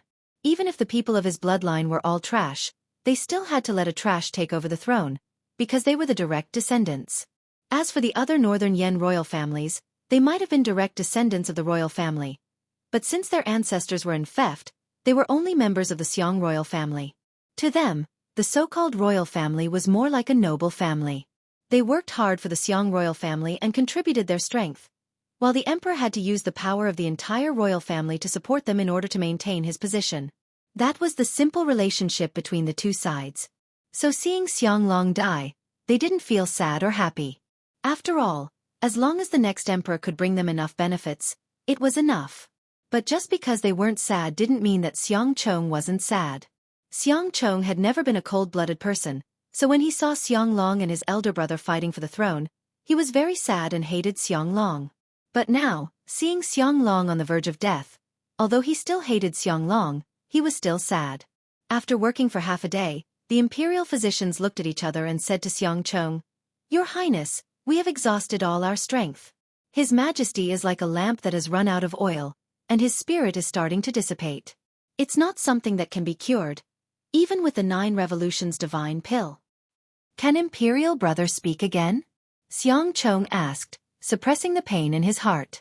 One of the imperial physicians nodded and said, "That's possible, but forcibly stimulating His Majesty's spirit will cause His Majesty's spirit to dissipate even faster." Xiang Chong hesitated for a moment, but he still nodded and said, "Go, let Imperial Brother leave a few final words." The Grand Physician nodded. He took out a silver needle and pierced several major acupoints on Xianglong's body. Xianglong, who had originally seemed like a dead man, coughed twice. His lifeless gaze turned to Xiang Chong. The corners of his mouth curved as he weakly said, "You finally call me Imperial Brother again." Hearing Xianglong's first words, Xiang Chong's eyes immediately reddened. "Imperial Brother, what else do you want to say?" Xiang Chong grabbed Xianglong's hand and asked. Xianglong weakly shook his head. "It's all been arranged. There's nothing more to say. We have already done our best. Once Chong'er ascends to the throne, we will have to rely on him." At this point, Xianglong suddenly grasped Xiang Chong's hand tightly. As if using all his strength, he spat out his last words.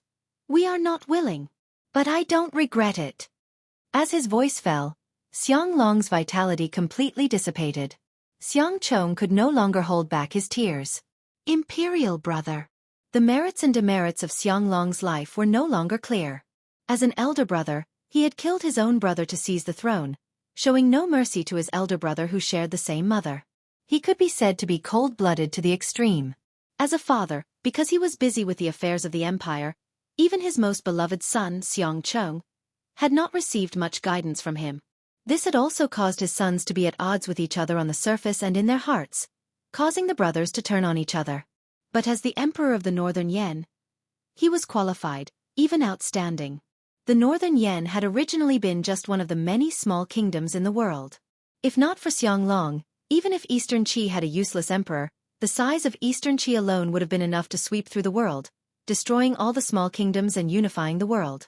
But because of the existence of the Northern Yan, Xianglong was able to unite the Northern Yan pugilistic world, West Chu, and any other forces that could be allied with. In the end, they managed to block the expansion of Eastern Qi, creating a tripartite balance of power in the world. He was unwilling because the current emperors of the world were all mediocre. As long as he was given time, Eastern Qi could not sweep through the world, but he could. Eastern Qi could not unify the world, but he could. He had no regrets because even if he, Xianglong, was despised by millions of people, even if he was treated as an enemy by his own younger brother for the rest of his life, he would still make the same choice if he was given the chance to do it again. Whether it was his merits or demerits, it was up to the later generations to judge. In any case, he, Xianglong, had no regrets in this life. In the 62nd year of the Northern Yan Zhaowu, Xianglong passed away. Before Xianglong's death, the Northern Yan experienced a period of peace. But following his death, the entire Northern Yan began to stir. Xianglong did not summon any princes before his death. His posthumous edict had already been written. If nothing went wrong, the next step would be Xiang Chong's ascension to the throne. But how could things go so smoothly? In the Crown Prince's palace, Xiang Chong was overjoyed despite his sorrow. This day had finally come. Xiang Li was in his residence. When he heard the news, he immediately locked himself in a dark room and refused to see anyone. The final moment had finally arrived. If he succeeded, he would reach the peak. If he failed, He would kill himself as soon as possible. Xiang Chong would even make sure he died a horrible death. In the Zhenwu Hall, Chu Xiu was expressionless because he had been planning for this day for a long time. Victory or defeat, success or failure, all depended on this one move. After Xiang Long's death, the funeral had to be held first. After the funeral, it would be Xiang Chong's ascension ceremony. In the palace, the Northern Yan royalty, the military, and some noble generals had all gathered. As the governor of the Zhenwu Hall, Chu Xiu naturally stood at the head of the table. Other than the Northern Yan people, Shi Yunzi, Mako Mori, and Su Yan from the Chunyang Dao sect had also come. However, both parties were still injured and had yet to recover. This time, they had come purely to watch the ceremony. They were still hostile towards each other. The dragon throne was suspended in the air. On the high platform, an old man with white hair and beard walked out slowly with Xiang Long's posthumous edict in his hand. He was the oldest member of the Xiang royal family. Although he was not very strong and was nearing the end of his life, he still needed to preside over this kind of occasion. Xiang Chong knelt on the ground. As the 13th prince, he was kneeling in front of everyone. The other princes looked at Xiang Chong with complicated gazes. Although the 13th prince was special and was the favorite of Xiang Long, no one had thought that he would be the one to ascend to the throne in the end. Of course, other than jealousy, they had no other thoughts.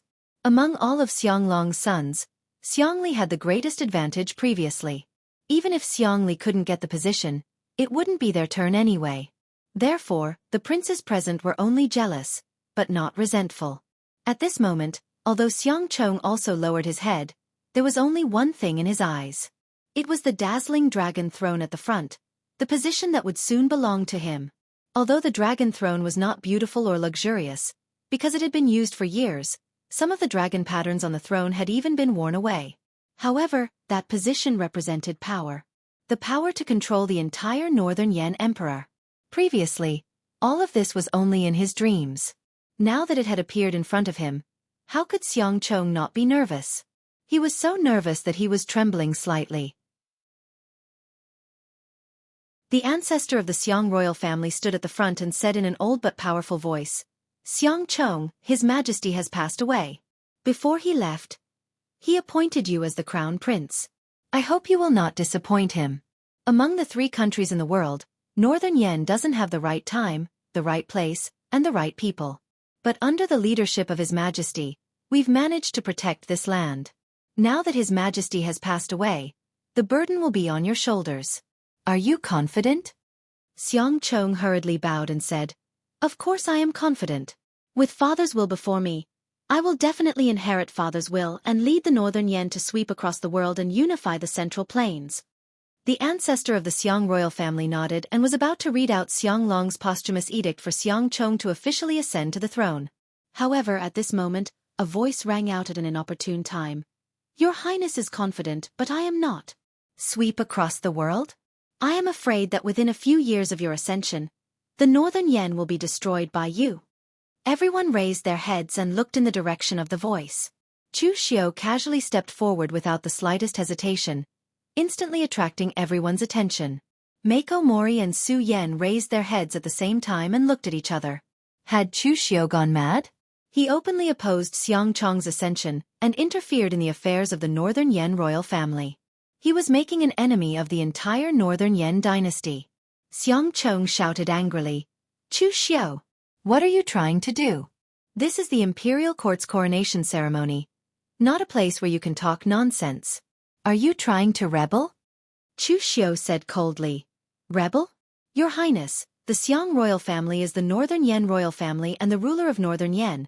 But don't forget that we also live in Northern Yan and are part of Northern Yan. I am not rebelling. When His Majesty was still alive, even if I had some differences with His Majesty, have you ever seen me say no? His Majesty is a great ruler, and we can rest assured that the Northern Yan is in his hands. However, this crown prince is not a good ruler. Letting him control Northern Yan will be a disaster. I have no intention of rebelling, and I will not rebel. However, I would like to ask all of you to consider this carefully. Is such a person really suitable to inherit the throne? His Majesty's eyes were failing him before his death, and he could not see through a person's heart. That is why he chose such a person. A good ruler can lead the northern Yan from a small barbarian kingdom to the point where they are now fighting against eastern Qi. But what about an unqualified emperor? That is a disaster. Don't forget how eastern Qi replaced the Jiang family in the past. The emperor's surname can be Xiang, but it does not have to be Xiang Chong.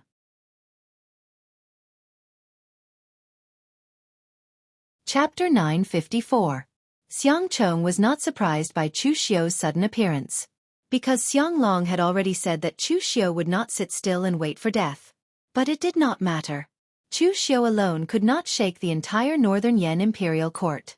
It would not matter even if he pulled in the Yinma clan. Xiang Long had been guarding against Chu Xiu when he introduced the Taoist and Buddhist sects.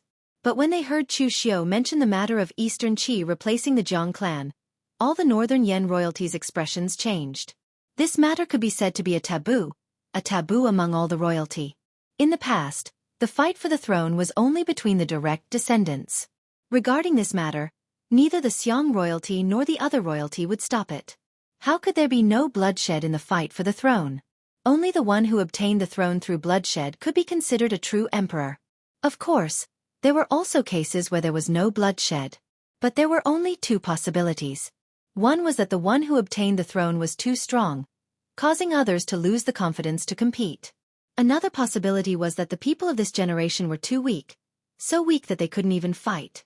Therefore, to the royalty, the fight for the throne was very normal. Previously, when Xiang Long killed his elder brother to obtain the throne, this patriarch of the Xiang royalty, who was preparing to read the edict, did not even participate. He did not even say a word. Only when the situation was set and Xiang Long had killed all the competitors did he come out to preside over Xiang Long's ascension ceremony. He read some messy things and acted as a mascot for a day. No matter how fierce and bloody the fights were, they were fights between people with the same surname. But this time, Eastern Qi's subordinate actually changed the emperor. The Great Eastern Qi directly changed the country's surname. This was something that was very difficult to accept. What did Chu Xiu mean by this?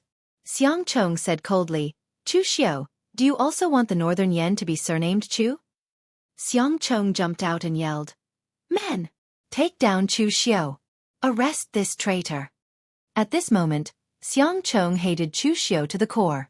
Originally, his side was already prepared to ascend the throne, but this guy actually jumped out to cause trouble. He deserved to die. He really deserved to die. Xiang Chong was now considered the crown prince. His words were of course very effective. A group of experts from the Imperial Consecration Hall came out of nowhere and stared at Chu Xiu and the people from the Zhanwu Hall with cold expressions. Chu Xiu said indifferently, "What? You won't even give me a chance to say a word? Your Highness, I don't want the entire northern Yan to bear the surname Chu, nor am I interested in the Xiang family's territory.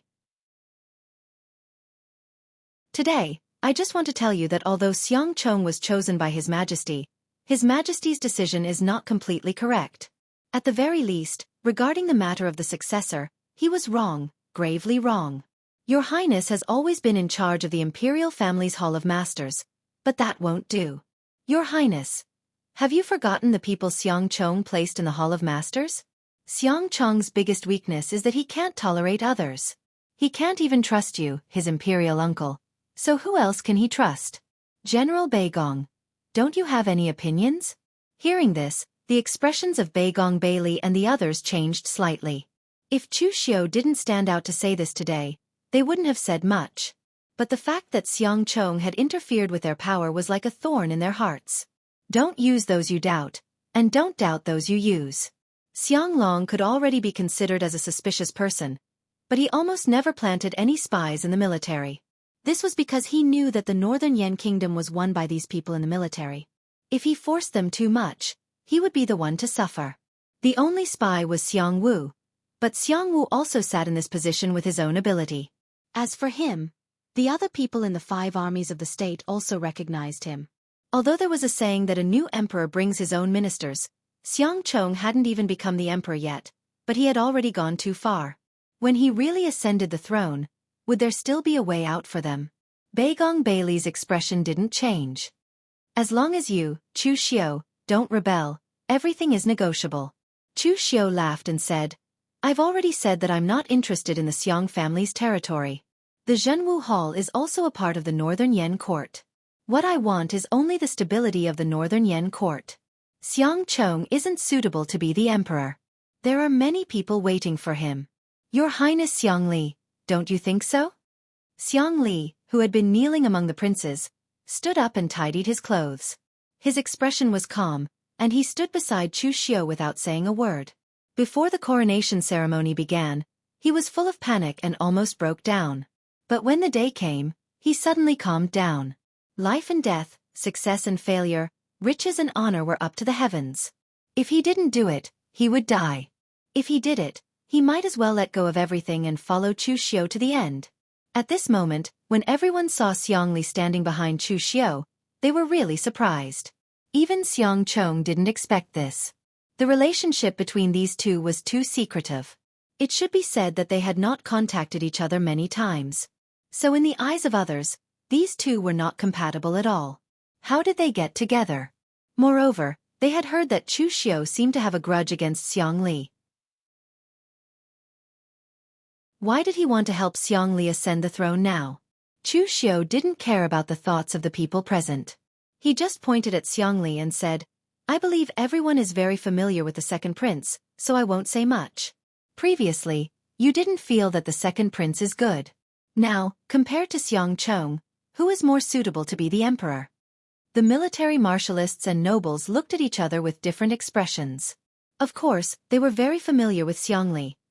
Previously, they had all thought that Xiang Li would succeed the throne. So even if they didn't swear loyalty to him, they were very close to him. In all fairness, whether it was scheming, or ability, Xiang Li was worlds apart from Xiang Long. As the emperor of Northern Yen, his ability was not considered outstanding. It could only be said that he was not too stupid. Therefore, the people did not have any feelings for him. It was only because he was the one who had the most hope of inheriting the throne that everyone sided with him. However, compared to Xiang Chong, the people could feel Xiang Li's strong points. Xiang Li's strong point was that although he wasn't outstanding, he didn't think too much of himself. He had always regarded himself as the heir of the Northern Yen. Therefore, every move he made was in accordance with his identity as the crown prince of the Northern Yen. Although he wasn't outstanding, he didn't make too many mistakes. Xiang Chong was a typical negative example. The more he did, the more mistakes he made. After a moment of silence, Beigong Bailey said, I won't participate in the royal family's disputes. The Eastern Mountain Army will forever be loyal to the Northern Yen and His Majesty. Chu Xiu couldn't help but praise Beigong Bailey for being smart. Mad Butcher, Beigong Bailey was very famous in the three countries. He was an absolute god of war. However, he wasn't a brute. On the contrary, he was very smart. As long as the Xiang family was vying for the throne, it was an internal dispute. Who cared who was behind them? He wouldn't participate. In any case, as long as the person who eventually ascended the throne was still surnamed Xiang, the Eastern Mountain Army would be loyal to the Northern Yen court. He was loyal to the Northern Yen Emperor. As for who the Northern Yen Emperor was, it didn't matter. Xiang Chong's heart sank when he heard Beigong Bailey's words. What made Xiang Chong's heart even colder was that the other generals of the five armies also expressed that they had the same attitude as Beigong Bailey. Xiang Chong couldn't help but look at Xiang Wu. This man was a member of the Xiang family. He was different from the other outsiders. But Xiang Wu only chuckled. I knew it. Every time we choose an emperor, there'll be a commotion like this. I'm used to it. Everyone, fight to your heart's content. Whoever wins will be the emperor. We're all waiting to see the result. Earlier in the restaurant, Xiang Wu had already complained to Chu Xiu about Xiang Chong. Although that person was also surnamed Xiang, it was a pity that he had never seen himself as a member of the Xiang dynasty. Xiang Wu did not have much ambition, but he had been in Jianghu since he was young. He was like a wild dog that protected its food. If someone dared to touch the banana on his plate, even if that person's surname was Xiang, he would still dare to bite that person. Seeing that the five armies and the nobles were all silent, Xiang Chong couldn't help but curse in his heart. These people were really unreliable. Luckily, he was prepared. Taoist Wuyang. Xiang Chong roared. Taoist Wuyang walked over unhurriedly from the back. With his strength and status, he naturally couldn't be at the front of the line. He could only wait at the back. Your Highness, what business do you have? Taoist Wuyong held his hands up and looked at Xiang Chong with a hint of mockery in his eyes. At this moment, Xiang Chong did not even notice that something was wrong with Taoist Wuyong. He immediately said, "Order all the subordinates of the Crown Prince Palace to act. Take my token and mobilize the 5 armies of the kingdom to kill the rebels." He had previously planted many people into the 5 armies. Now they could finally be put to use.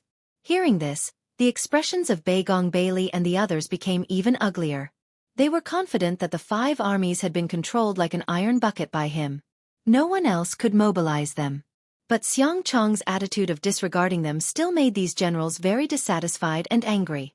Taoist Wuyong only smiled coldly after hearing Xiang Chong's words. He didn't move. Xiang Chong frowned and said, "What are you waiting for? What are you waiting for?" Chu Xiu stepped forward and said calmly, "Of course he's waiting for my order." A smile appeared on Taoist Wuyong's face. He walked to Chu Xiu's side and cupped his fists at him and Xiang Li. "Official Chu, second prince." Seeing this, Xiang Chong felt as if he had been struck by lightning. His face instantly turned pale.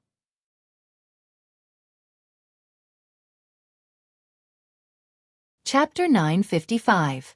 Xiang Chong did not expect Taoist Wuyong's betrayal at all. He simply stood there in a daze, his expression fluctuating between clear and dark, filled with hatred. He had thought that he treated Taoist Wuyong as a trusted aide. But now, Taoist Wuyong had betrayed him. The others present were also unable to react. Just how did Taoist Wuyong end up with Chu Xiu? People like Baigong Bailey were no strangers to Taoist Wuyong.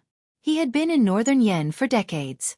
When Chu Xiu first came to northern Yen, he had fought a fierce battle over the ownership of the subduing Martial Hall. Taoist Wuyong had suffered a great loss. How did the two of them end up together? Xiang Chong seemed to think of something. He glared at Taoist Wuyong and said, "That means the people you found are all traitors." Taoist Wuyong said indifferently, "Traitor is not the right word to use. They have never been loyal to you, so how can they betray you?" Xiang Chong clenched his teeth and suddenly said to Baigong Bailey and the others, "Great General Baigong, I was rash before. What I did was all because Taoist Wuyong bewitched me. All of you have seen it now.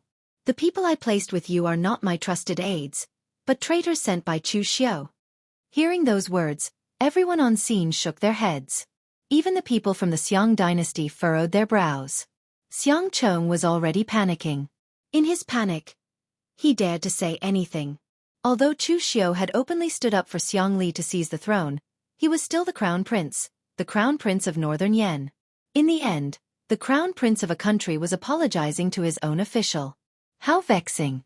Although even Xiang Long had to be courteous to someone as powerful as Baigong Bailey in the past, as the emperor, Xiang Long would only exchange benefits with Baigong Bailey. He wouldn't plead with his subjects.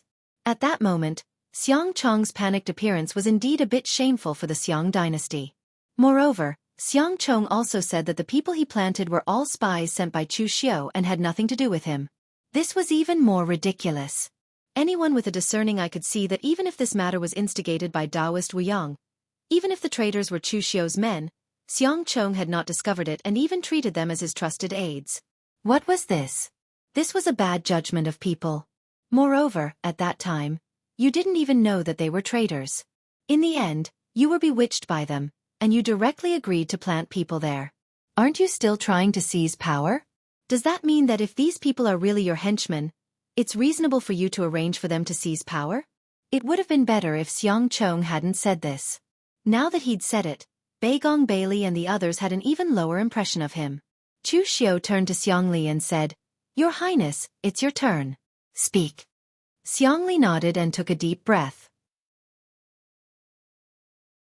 He walked out and said, "Imperial Uncle, I've always thought this position was mine. Now that Imperial Father has given it to Xiang Chong, I can't accept it and I can't accept it. Now you've seen what kind of person Xiang Chong is. Imperial Father is wise and mighty, but he's not a god after all. There are times when he makes mistakes." Xiang Chong snorted coldly and said, "You mean to say that it's right for you to be the emperor?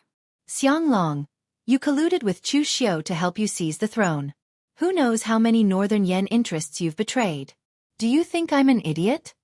Xiangli shook his head and said, Imperial uncle, I've never betrayed the Northern Yen interests. I've only cooperated with official Chu. I've said it before. What Imperial Father has done is not necessarily right.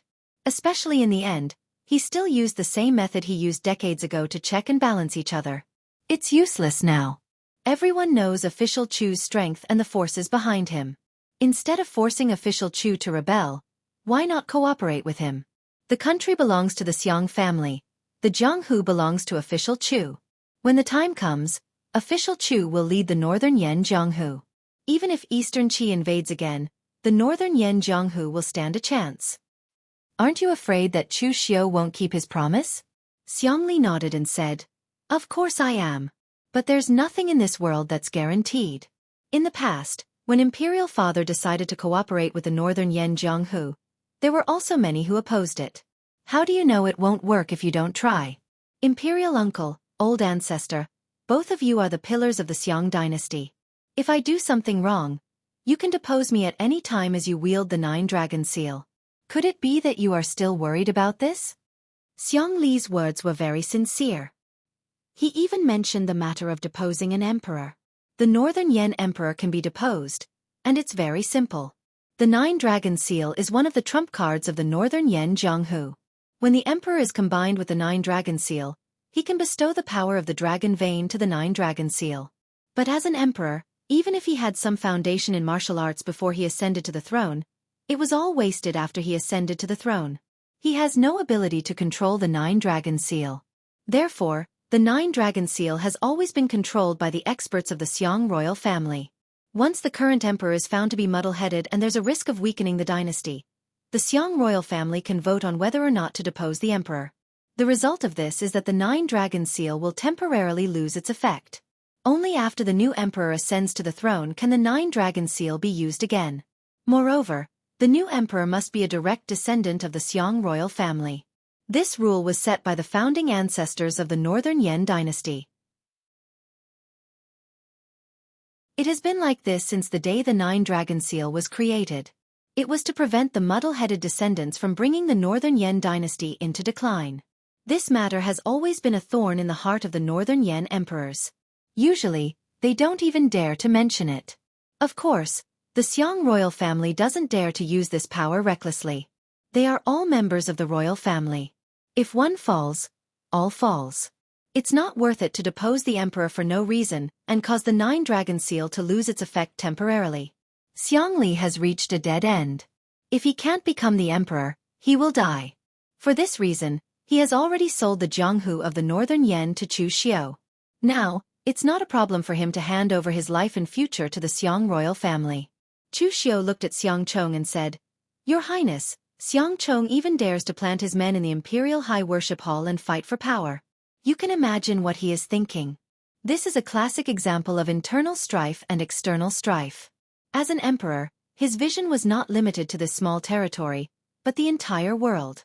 Is it really worth it to choose such a person as the heir of the Northern Yen dynasty? The posthumous edict is in your hands. One word and the Northern Yen throne can be changed. At this moment, everyone is looking at Xiang Chong. Chu Xiu is right. The key to the Northern Yen throne lies in Xiang Chong. Chu Xiu's underhanded tricks have caused Xiang Chong to completely offend the military and Northern Yen nobles. Xiang Chong's performance just now has disappointed everyone. As an emperor, you can be mediocre, even if you are mediocre to the level of Eastern Qi Lu Hao Chong. In a dynasty, most people are not mediocre. In any aspect, as long as you are willing to delegate power, anything can be solved. But Xiang Chong's problem is that although he is not too mediocre, he is too scheming. His flaws are also very obvious. Such a person as an emperor can easily ruin everything. At present, the only force that has the strength to fight against Chu Xiu and his men is the Imperial High Worship Hall. It is the most elite force of the Northern Yen royal family. Apart from the Imperial High Worship Hall, a number of experts in the Northern Yen Inner Palace are now under Xiang Chong's control. Even the 9-dragon seal is in his hands. Before Xiang Long died, the only right thing he did was to hand over all his power to Xiang Chong. Although Xiang Chong has always hated his brother, among all the Northern Yen royals, only Xiang Chong can be trusted. Under everyone's gaze, Xiang Chong immediately felt a great deal of pressure. Xiang Chong looked at him nervously, while Chu Xiu also looked at him intently. In fact, no matter what Xiang Chong chooses, he will not be at a disadvantage. With the Northern Yan Imperial High Worship Hall in hand and the power Xianglong has given him, he can even be said to be the most powerful person in the Northern Yan royal family. The ancestor of the Xiang family is only senior and can be used as a mascot. In terms of power, he cannot compare to Xiang Chong. Therefore, no matter who inherits the throne, Xiang Chong can sit back and relax. Deep down, Xiang Chong is indeed dissatisfied with Xiang Chong. What Xiang Chong has done has touched his bottom line. But when he thought of Xianglong's face before his death and his instructions, Xiang Chong could not bring himself to say this. After a long while, Xiang Chong sighed. Xiang Li, Chu Xiu, stop. There has been enough bloodshed in the fight for the throne. My brother's generation has been miserable enough. I don't want to see the next generation continue like this. Xiang Li, I know what you are worried about.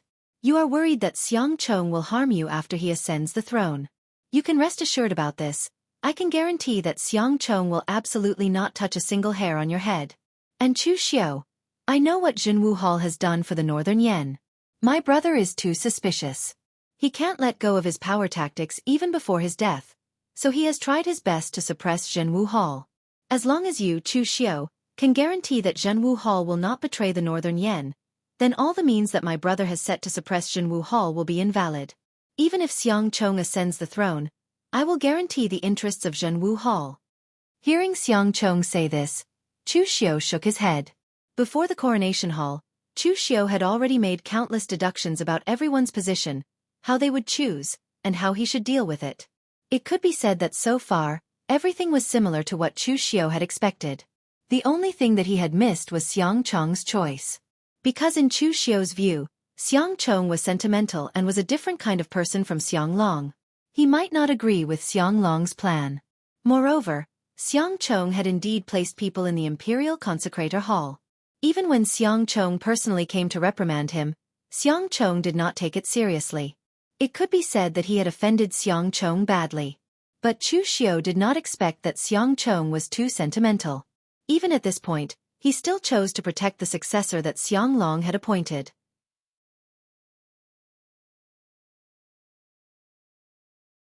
Chapter 956. Xiang Chong's choice was somewhat beyond Chu Xiu's expectations, but Chu Xiu was not surprised at all. In his calculations there were various possibilities. Xiang Chong chose to continue carrying out Xianglong's posthumous edict and make Xiang Chong the crown prince. Chu Xiu had also calculated this. As for the solution, it was very simple. Fight with strength. How could there be no bloodshed and no deaths in the fight for the throne? Chu Xiu looked at Xiang Chong and shook his head slightly. Your Highness, sometimes you are too naive. Do you think you can protect Xiang Li? When Xiang Chong ascends to the throne, you don't know what he will look like and how much power he will have. Killing is always simpler than protecting a person. As for the promise you made to Jinwu Hall, I don't believe it either. The hatred between Xiang Chong and me has already been formed. If you were the emperor, would you be willing to watch a guy who has a grudge against you wander around under your nose all day long? Anyway, I don't want to. Xiang Chong said in a deep voice. Chu Xiu, are you really determined to intervene in the Northern Yan royal family struggle? And Xiang Li, you don't believe me, your imperial uncle. Are you going to believe an outsider? Chu Xiu shook his head. I am not intervening in the royal family's struggle.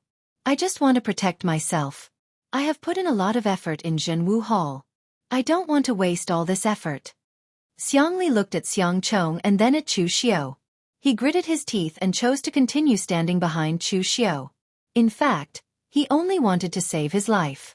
If Xiang Chong had said that he could save his life, he would not have cooperated with Chu Xiu. But at this moment, it was already too late. Both sides had completely shed all pretense of cordiality. Moreover, he could be considered to have witnessed the true hypocrisy of the world. Even this imperial uncle who claimed to be able to protect him was, in fact, unreliable. He and the others had already revealed their true intentions and had the strength to threaten Xiang Chong's position. Only then did Xiang Chong say that he could protect him. Why didn't he say this before? At the end of the day, Everything depended on strength. But now, his subordinates had either left or dispersed, and they did not have much strength left. His only reliance was Chu Xiu. If he did not follow Chu Xiu closely, who else could he follow? When he saw this scene, Xiang Chong took a deep breath and said, "Fine, fine, fine. Since it's like this, then don't blame me. It is not so easy to intervene in the battle of the Northern Yan royal family. Chu Xiu, after this battle, your Zhenwu Hall will have no place in Northern Yan. And Xiang Li, you should know what the loser of the battle of the imperial family is like. At that time, even if I wanted to protect you, I wouldn't be able to. Now." As Xiang Chong's voice fell, hundreds of experts from the Imperial Consecrator Hall surrounded the entire hall.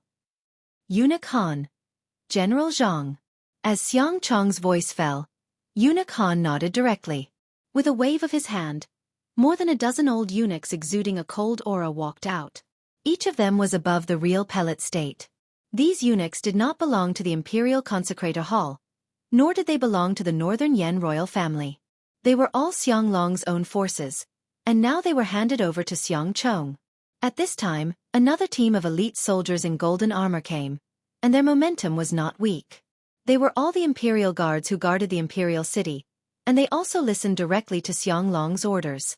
Of course, they were now handed over to Xiang Chong. In the entire Imperial City, the forces left by Xiang Long had been mobilized. Not to mention that only Chu Xiu jumped out at the moment. Even if everyone jumped out to oppose Xiang Chong's succession, he was confident that he could stop them all. Beigong Bailey and others all retreated to the side. They didn't think about getting involved in this matter. Anyway, in the end, whoever sat on the dragon throne, they would just call him His Majesty. But at this time, some people found that they retreated, but some people didn't. These people were strong and weak, but no matter how strong they were all the backbone figures of the major forces. Otherwise, they wouldn't be qualified to participate in the coronation ceremony. Chu Xiu looked at Xiang Chong and sneered. Your Highness, His Majesty left you so much power to stabilize the Northern Yan Imperial Court, not to let you fight among yourselves." Xiang Chong snorted coldly and didn't speak, but the 9-dragon seal was already in his hand. The Imperial Consecrator Hall, and the Imperial Guards had already rushed toward the Zhenwu Hall people under Chu Xiu. In a place like the coronation ceremony, Chu Xiu naturally couldn't bring all the Zhenwu Hall people. There were only a dozen people who were qualified to participate in the coronation ceremony. They were either the upper echelons of the Zhenwu Hall or the backbone figures, like the fire slaves. With so many people, it was enough to deal with Chu Xiu. Now Xiang Li's only reliance was Chu Xiu. As long as Chu Xiu and Zhenwu Hall were dealt with, the battle for the throne would come to an end.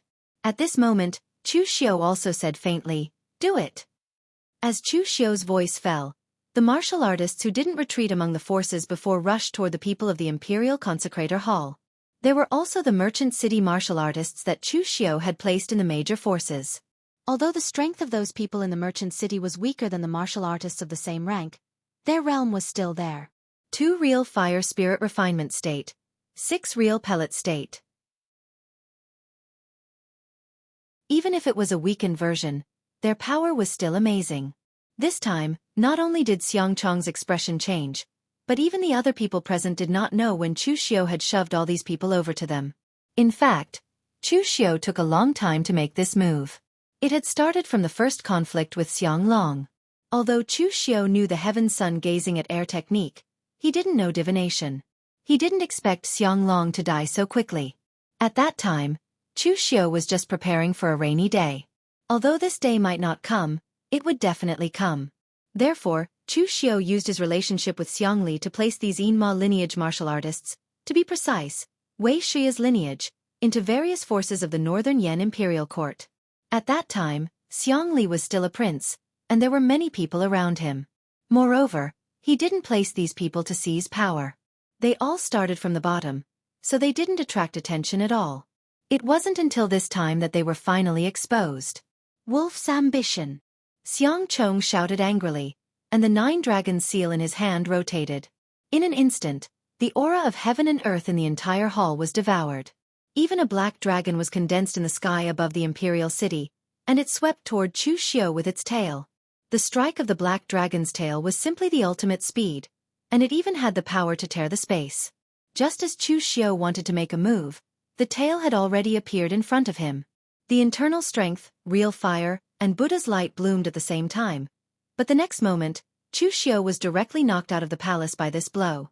With Chu Xiao's current physical cultivation, he wasn't injured even though he blocked it in a hurry.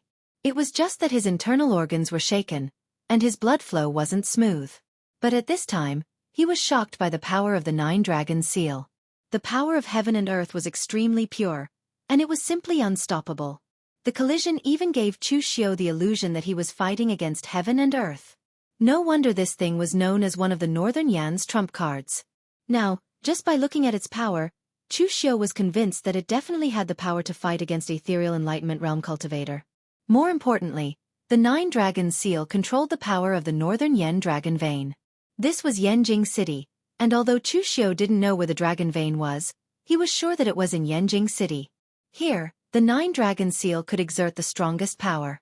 Just then, a powerful aura suddenly descended outside the Imperial City. Shang Tianliang walked through the air. Every step he took seemed to be stepping on solid ground, causing ripples to form on the ground. Compared to the time when he fought Rama, the aura on Shang Tianliang's body was now completely different. His whole person seemed to be integrated into this world, and he looked very harmonious and natural. The Ethereal Enlightenment Realm was indeed worthy of being called the Ethereal Enlightenment Realm. Those who could cultivate to this realm, regardless of their strength, had a strong understanding of heaven and earth to an abnormal degree. Not long after, Shang Tianliang had begun to adapt to the rules of this world, and even began to reshape his own martial arts. Last time in the Zhenwu Hall, Shang Tianliang demonstrated a secret method of condensing vitality. Although it broke Chu Xiao's floor tiles, it was indeed an amazing move. Counting the countless martial art practitioners in the Jianghu, their powers were all inclined towards destruction. Even the power of the Great Light Temple's cultivation method was the same. It was possible to get them to purify the evil power, but to get them to save people, it was extremely difficult. Shang Tianliang, on the other hand, was gathering the vitality of the world, allowing the seeds that had been buried underground for an unknown period of time to sprout once more. This control over the power of vitality represented his current comprehension of the world. Chu Xiao said faintly, "The power of the 9 Dragons seal is indeed extraordinary, but now, Your Highness, your opponent is not me." Chu Xiao turned to Shang Tianliang and said, "City Lord Shang, do you have the confidence to block the 9 Dragons seal?" Shang Tianliang said angrily, "No." Since he came out of the mountain, although he had an agreement with Chu Xiao really made the most of his remaining value. Every time Shang Tianliang fought, the opponents that Chu Xiao found for him were very difficult. The last time was Luo Mo, and Shang Tianliang was almost crushed all the way. The last time was the Forgetting Sword Hut and the Storm Sword Tomb. Before his injuries had recovered, he was pulled out by Chu Xiao to be a fighter. And this time, he had to face the 9 Dragon seal directly in Yanjing City, or even in a place like the Imperial City, which was even more troublesome. Moreover, this thing had almost never been used over the years. Even in the most critical moment of the Northern Yan, no one had attacked the Imperial City. No one knew where the true peak power of the 9 Dragon seal was. Seeing that Chu Xiao had found such an opponent for him, it would be strange if Shang Tianliang had a good expression.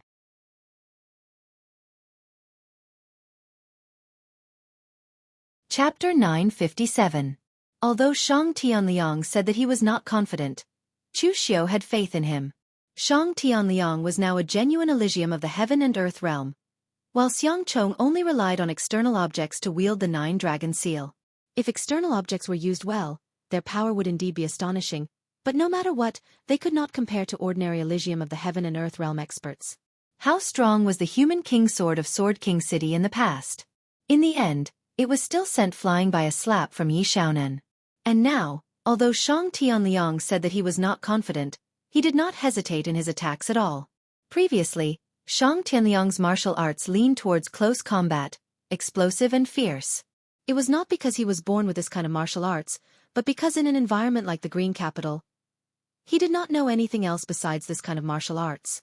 But now, Shang Tianliang had found the martial arts that his ancestor had in the past, and he had also added his own understanding to it, so its power was 30% stronger. The black dragon within the 9 Dragon seal roared, and as Xiang Chong's seal fell, a black dragon directly condensed in the sky. Surrounding it was a storm of origin energy, and it directly charged towards Shang Tianliang. Standing in mid-air, Shang Tianliang formed a seal with his hands. In an instant, dark clouds filled the sky, and heavy rain poured down. These were real raindrops, caused by Shang Tianliang's own understanding of the weather. But when the raindrops fell, they were not in the shape of raindrops, but in the shape of thin needles, surrounded by thick sword qi. The sword rain attacked, and the storm of origin energy around the black dragon was instantly torn apart. The next moment, Shang Tianliang waved his hand, and countless sword rain condensed in his hand, turning into a 300-meter-long sword. As he waved it, the sword slashed at the black dragon. A sorrowful dragon roar sounded, and the violent origin energy of the heaven and earth scattered in all directions. Some of the people present had never seen an ultimate expert of the Elysium of the heaven and earth fight in their lives. Now that they saw the fierce battle between the two, they even forgot to exclaim. Existences of the Elysium of the heaven and earth were really like immortals of the earth. With a wave of their hands, they could control heaven and earth, move mountains and overturn seas. If the two had not deliberately restrained their power, and let the scattered origin energy of the heaven and earth overflow in mid-air, the entire imperial city would have been destroyed. As the two of them fought fiercely, some members of the Xiang clan's royal family surrounded the old ancestor of the Xiang clan. They didn't know what to do. Xiang Chong was the crown prince, but Xiang Li was also a direct descendant of Xiang Long. They were fighting for the throne. Who should he help? Or rather, whose side should they stand on? That old ancestor of the Xiang family said in a deep voice, "What's the rush? No matter how strong Chu Xiao is, he is just an outsider. He can only help a member of the Xiang family ascend the throne. If he really wanted to usurp the throne, do you think Beigong Bailey and the others would turn a blind eye?" It was the same for Xiang Chong. His Majesty had only left behind a posthumous edict. It would be best if someone listened to it. If no one listened to it and you couldn't suppress others, you shouldn't blame others for losing the throne. Don't panic. Just sit here and watch the show. What we're protecting is the root of the Xiang dynasty. Let them fight for their face. The one who wins is the supremacy of the 9-5. This ancestor of the Xiang clan had lived for a long time, so much so that no one knew exactly how old he was. He had already seen the succession of emperors for several generations. In fact, the previous generation's Xiang Long and the others had fought even more intensely. The eyes of the old ancestor of the Xiang clan couldn't help but reveal a trace of reminiscence. He still remembered that when Xiang Long ascended the throne, everyone thought that his elder brother would ascend the throne. As the younger brother, he was deeply trusted by his elder brother. He would definitely be like Xiang Chong and be conferred the title of king. Then, he would hold a portion of the power of the Northern Yen in a glorious manner. In the end, who would have thought that at the moment of the ascension ceremony, Xiang Long would reveal his fangs? He had actually secretly contacted almost half of the Northern Yen forces. After a massacre, he immediately turned the tables. No one expected that Xiang Long, who had always been well-behaved and even helped his elder brother strategize, would actually come to usurp the throne. Even the old ancestor of the Xiang clan didn't expect this. That battle was much more tragic than this one. Blood flowed like a river. Now, it was just a small matter. Although it was a small matter to the old ancestor of the Xiang clan, at that moment, the people from the martial hall under Chu Xiao had already fought with the people from the Hall of Masters and the Imperial Palace. A sharp light flashed in Chu Xiao's eyes. He was also prepared to attack. His target wasn't Xiang Chong. He was prepared to help Shang Tianliang take down Xiang Chong first. Killing Xiang Chong was meaningless. Instead, it would anger the entire Xiang clan. Xiang Chong himself was only for show. Xiang Chong, who supported him with the posthumous edict, was the key. As long as Xiang Chong lost, Xiang Li would naturally find a way to deal with him after he ascended the throne. At that time, whether he wanted to kill or torture him would depend on his mood. However, at that moment, Xiang Chong suddenly shouted, "Kong Dong Ming! It's your turn to attack." As Xiang Chong's voice fell, the sword saint of the Eastern Sea, Kong Dong Ming, appeared out of nowhere. He looked at Xiang Chong with a stupefied expression.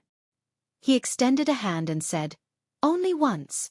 Xiang Chong shouted, "I know it's only once." "Stop Chu Xiao. No. Kill him." Kong Dongming was an extremely eccentric person. When he was a guest at the Jiangshan Pavilion, he often worked for money and disappeared after he earned it. Originally, with Kong Dongming's personality, he would never come to the Northern Yen to be Xiang Chong's teacher. The reason why he appeared here was that Xiang Chong had found a way to lure him into the Northern Yen. The price he had to pay was a sword mark left behind by the sword saint, Gu Qingqing, after her battle with Dugu Weiwei. Back then, Gu Qingqing transformed herself into a sword spirit and fought with Dugu Weiwei. Although she managed to injure Dugu Weiwei, her body and soul were both destroyed. However, at a cliff far away from where the two of them fought, because the power of that sword had almost dissipated, the sword had successfully left behind a sword mark.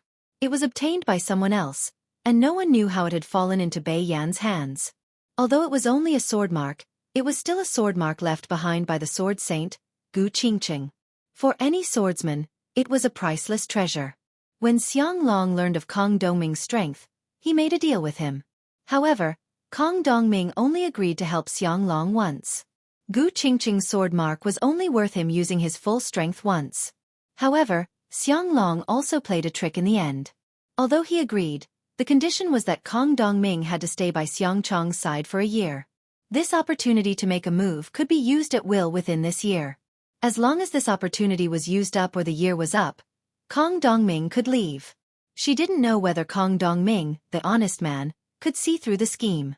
Anyway, he agreed to it. Now that Xiang Chong wanted to use this chance, Kong Dongming was more than happy to do so. To him, constantly training his swordsmanship and challenging the strong swordsman was what he should be doing. Following Xiang Chong was a waste of time. Looking at Chu Xiao, Kong Dongming did not have any killing intent, let alone hostility. In his entire life, only swordsmanship could make his mind fluctuate. He had never had enemies, and he had never treated others as his enemies. He only had those who blocked his way and caused him trouble. When Kong Dongming killed them, he did not have any killing intent. To him, killing was just a way to get rid of trash and obstacles. At this moment, Chu Xiao was not trash or an obstacle in his eyes. He was just a target to complete his mission. Once he was done with him, he could leave this boring place. Therefore, Kong Dongming did not say anything at all. He could not even be bothered to say a word. The sword hidden in the sharkskin scabbard in his hand was finally unsheathed. In an instant, the sword light traversed hundreds of miles, its sharpness piercing the clouds. It was an extremely ordinary sword, 3 feet and 3 inches long. It looked no different from a standard Wuxia iron sword. However, the sharpness of the sword was so piercing that it made one's eyes hurt, and one's mind trembled. When the sword fell, there was no strange phenomenon, nor was there any sword chi rippling out. But in the next moment, alarm bells went off in Chu Xiao's mind. Cultivating the heaven's sun gazing at air. His perception was not the strongest among warriors of the same level, but it was among the best. He did not feel the slightest bit of power, but according to his calculations, a strong sense of danger was already attacking him from all directions. In an instant, the sun, moon, and stars revolved in Chu Xiao's eyes. He pushed his mental strength to the limit, and used the heaven's sun gazing at air with all his might. In the next moment, Chu Xiao's figure suddenly retreated frantically to the left. But at the same time, the air around him let out a trembling sound that sounded like the cry of a sword. It seemed to resound in everyone's hearts. At the spot where Chu Xiao had just appeared, a sword chi seemed to appear out of thin air. It condensed in the void and slashed the ground, creating a sword mark that was hundreds of feet long. Almost in an instant, the damaged imperial city immediately activated the formation. But in the next moment, the formation exploded with bursts of light and was completely extinguished. The aftermath of Kong Dongming's sword had actually activated the formation and completely destroyed it at the same time. Chu Xiao looked at Kong Dongming in shock, while the others looked like they had seen a ghost. What kind of power was this? Was this Kong Dongming at the true fire spirit refinement realm or the heaven and earth elucidation realm? Chu Xiao took a deep breath. There was one thing he really did not expect, and that was Kong Dongming. He had very little information about the Sword Saint of the East Sea, including that of the Wind-Sweeping Tower. After all, the Wind-Sweeping Tower's influence in the outer endless sea was not strong. Although he had predicted that Kong Dongming would make a move, he did not expect Kong Dongming's strength to be so strong. He now knew how Sword King City, the Forgetful Sword Hut, and the Wind Cloud Sword Mound had lost. This guy was simply a monster. Others pursued martial arts while Kong Dongming pursued the ultimate swordsmanship. He was even willing to sacrifice martial arts for the sake of swordsmanship. His current strength was infinitely close to the heaven and earth elucidation realm. He was not suppressing his strength, but he did not try to comprehend and communicate with heaven and earth at all, devoting himself to swordsmanship. For the sake of swordsmanship, Kong Dongming did not even have the time to break through to the heaven and earth elucidation realm. If he was not a monster, then what was?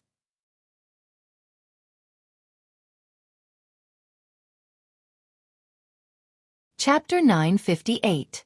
People like Kong Dongming would not survive if they did not go crazy. To be honest, Chu Xiu was shocked by Kong Dongming. This was the first time he had seen someone who clearly had the chance to step into the Elysium opening realm but was too lazy to take that last step. He finally understood why Heavenly King Shen, with his bad temper, did not go after Kong Dongming after losing. First, it was because they had competed fairly. It would be too degrading to go after the other after losing. Second, it was because they did not want to provoke a madman like Kong Dongming. But this time, Chu Xiu was the unlucky one. Kong Dongming's swordsmanship could be said to be the strongest swordsman he had ever met. Even Chu Xiu did not know how his opponent had used that sword. He could only rely on the heaven sun gazing at air spell to barely predict the danger and then instinctively dodge. And now, when Kong Dongming saw that his sword did not do anything to Chu Xiu, he straightened his face and slashed out 3 times in a row. In an instant, Chu Xiu felt waves of murderous intent coming from all over his body. With just 3 attacks, Kong Dongming had completely sealed off all the places around Chu Xiu that could be dodged. Even the heaven sun gazing at air spell could not predict a way out. Forming hand seals, Chu Xiu's demonic, half-Buddhist Dharma idol instantly appeared behind him. Vairocana and Mahakala were 2 gods in one body. Resplendent Buddhist flames fused with the apocalyptic fire, forming an extremely demonic color. Kong Dongming's 3 swords appeared in the void. The sword aura did not contain any special power. It was just the purest form of sword intent, but it directly tore through Chu Xiu's Buddha and demon form. The heavenly Dao warcase was already in Chu Xiu's hand. It turned into a peerless heavenly saber and swept out. In an instant, endless heaven-earth yuan qi burst out like a vast ocean. The sea-cleaving slash of the 7 limits was unleashed and the violent blade aura collided with the sword aura. Chu Xiu's figure was forced to retreat and he was almost unable to withstand the powerful sword aura. A cold light flashed in Chu Xiu's eyes.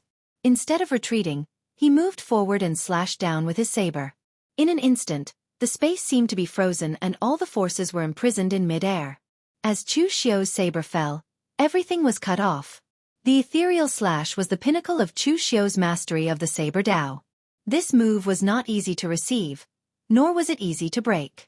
However, Kong Dongming gently stabbed out with his sword. His entire body seemed to be imprisoned in this space, like a scroll that was about to be torn apart. However, he did not choose to tear the scroll apart. Instead, he stabbed out with his sword from the scroll. In an instant, the world changed color. Everything in front of Chu Xiu had turned into a shocking sword. Chu Xiu's ethereal slash could imprison the world into a scroll. However, Kong Dongming's sword was even stronger. Everything in front of him had turned into a sword for him to use. A slight cracking sound was heard. In the center of the exchange between the two, the void cracked like a mirror. The heaven-earth yuan qi condensed into a storm and swept out. Kong Dongming came over with his sword in hand. His figure was like the void, passing through the stormy void.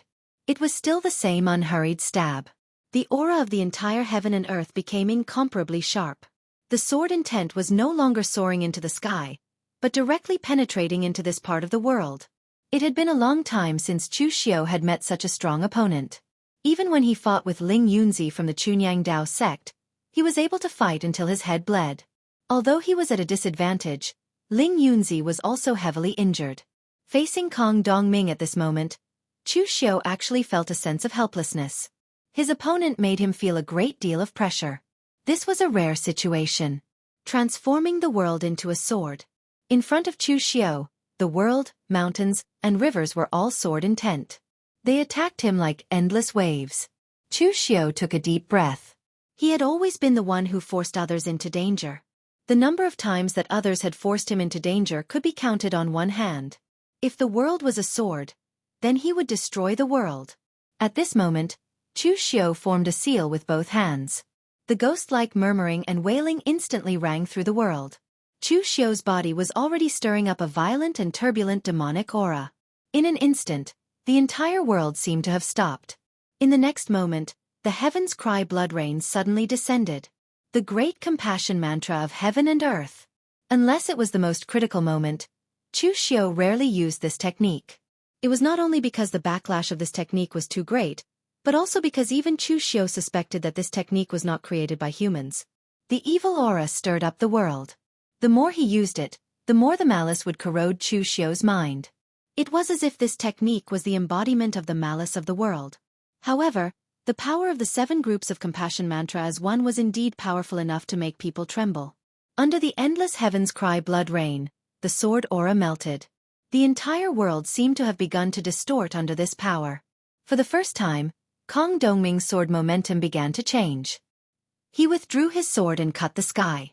1 sword, 2 swords, 3 swords. With 3 swords, the endless heavens cry blood rain was actually torn apart by those 3 swords. A grave expression appeared on Chu Xiao's face. Previously, when facing the great compassion mantra of heaven and earth, the others could only resist it head-on. However, Kong Dongming actually broke the endless heavens cry blood rain with 3 swords. This kind of strength was simply shocking. Kong Dongming looked at Chu Xiao and suddenly said, "This martial technique of yours is very powerful." This was the first time that Kong Dongming spoke. It should be said that it was the first time that Chu Xiao had seen Kong Dongming since he had met him. His voice was obscure, as if he had not communicated with anyone for a long time. Even his words were extremely slow. However, after this sentence, Kong Dongming did not say anything else and continued to attack with his sword. At this moment, monstrous demon qi descended from the sky. Wei Shuya directly led Chu Wuji and the other experts of the Yinma clan over. "Not bad, at least I'm not late." Wei Shuya chuckled and waved his hand.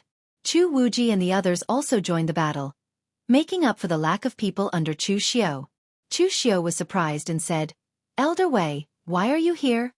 Actually, this time, Chu Xiao did not intend to trouble Wei Shuya.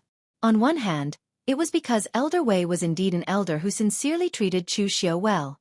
Although he was not Chu Xiao's master, it could be said that he cultivated Chu Xiao as his successor. Although Wei Shuya had the power of the spiritual refinement realm with true fire, he was old after all. Although he had combat power, his qi and blood were still declining. Previously, when Wei Shuya helped Chu Xiao stop the Great Light Temple's Su Yun, he had already shown signs of fatigue. Chu Xiao also did not want Elder Wei to continue fighting for him. This kind of intense situation was not suitable for Wei Shuya to perform. Also, when Chu Xiao formulated the plan, he had not yet come into conflict with the Great Light Temple and the Buddhist sect. At that time, the situation in northern Yen was a battle between Chu Xiao's martial suppression hall and the imperial court. It had little to do with the demon sect. If Wei Shuya joined in, it would be equivalent to the Yinma clan joining in. It was difficult to guarantee that the Chunyang Dao sect and the Great Light Temple would not be afraid because of this. As a result, they would invest more power and bring trouble. Of course, now that the Great Light Temple and the Chunyang Dao sect had both suffered losses, these two sects were watching the show from below. Naturally, it did not matter anymore. Wei Shuya said, "You have such a big plan here. How can I turn a blind eye to it? However, I know that since you did not inform me, you should be confident. I originally did not intend to come. I heard that Situ Chi and the others also came to look for you. I was worried that something had happened, so I came to take a look." Of course, Wei Shuya did not come here because he was afraid that something would happen to Chu Xiao. In reality, based on the strength of Situ Chi and the others and their scattered situation, they could not threaten Chu Xiao. What Wei Shuya was worried about was whether their arrival would disrupt Chu Xiao's plan. He was old and useless. He couldn't help Chu Xiao much outside, but he could still be of some use in the internal affairs. This time, Situ Chi and the others did not inform him of the meeting. The meaning behind it was obvious. Wei Shuya was even prepared to fall out with them this time. However, He did not expect Situ Chi and the others to be so cowardly.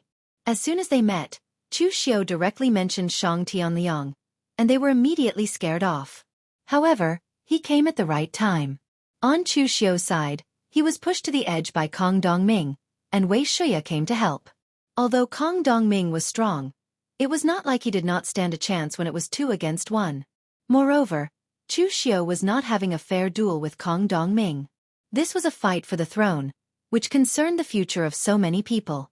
The winner was king, and the loser was in the wrong. Of course, he had to put all his strength on the line. Therefore, after Wei Shuya arrived, Chu Xiu immediately joined forces with Wei Shuya to fight fiercely against Kong Dongming. Although Wei Shuya was old, his martial path was not just his own. It also contained the martial path left behind by the other 4 sky fiends of the 9th Heaven Mountain. When he attacked, there were endless variations. Chu Xiu was strong, and his physical body was tough, so he could take a beating. Of course, he could not let Wei Shuya be the main attacker. Therefore, he first went to fight Kong Dongming, and let Wei Shuya wait for an opportunity to attack from the side. With such a strong helper like Wei Shuya, Chu Xiu was also under a lot of pressure. However, Kong Dongming was so strong that it was unreasonable. It could be said that he was the strongest existence Chu Xiu had ever seen in the true fire spirit refinement realm. Even though Chu Xiu and Wei Shuya were fighting 2 against 1, they still could not defeat him. They could only maintain their balance.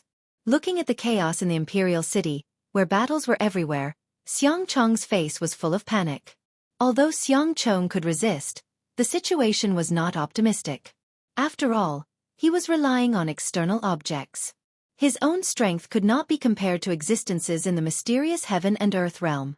Although Kong Dongming's strength was strong, this cheap master of his was hired with money, and he would only take action once.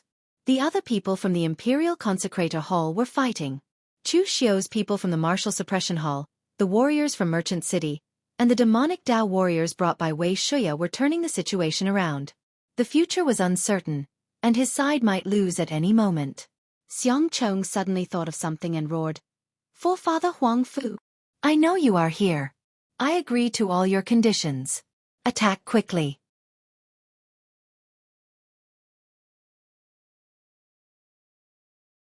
Chapter 959. When Xiang Chong suddenly called out the Huang Fu clan's name, everyone present was taken aback. Even Chu Xiu was the same. This was because Chu Xiu had never considered that the Huang Fu clan would interfere in this matter. Huang Fu Song's strength wasn't considered weak, but it wasn't considered strong either. He was considered to be above average among the 9 great clans. It was only because there was little competition in the northern Yan land that the Huang Fu clan suffered fewer losses and had more people. However, Patriarch Huang Fu was already old, and the entire Huang Fu clan had never produced any outstanding figures, so they were not considered powerful.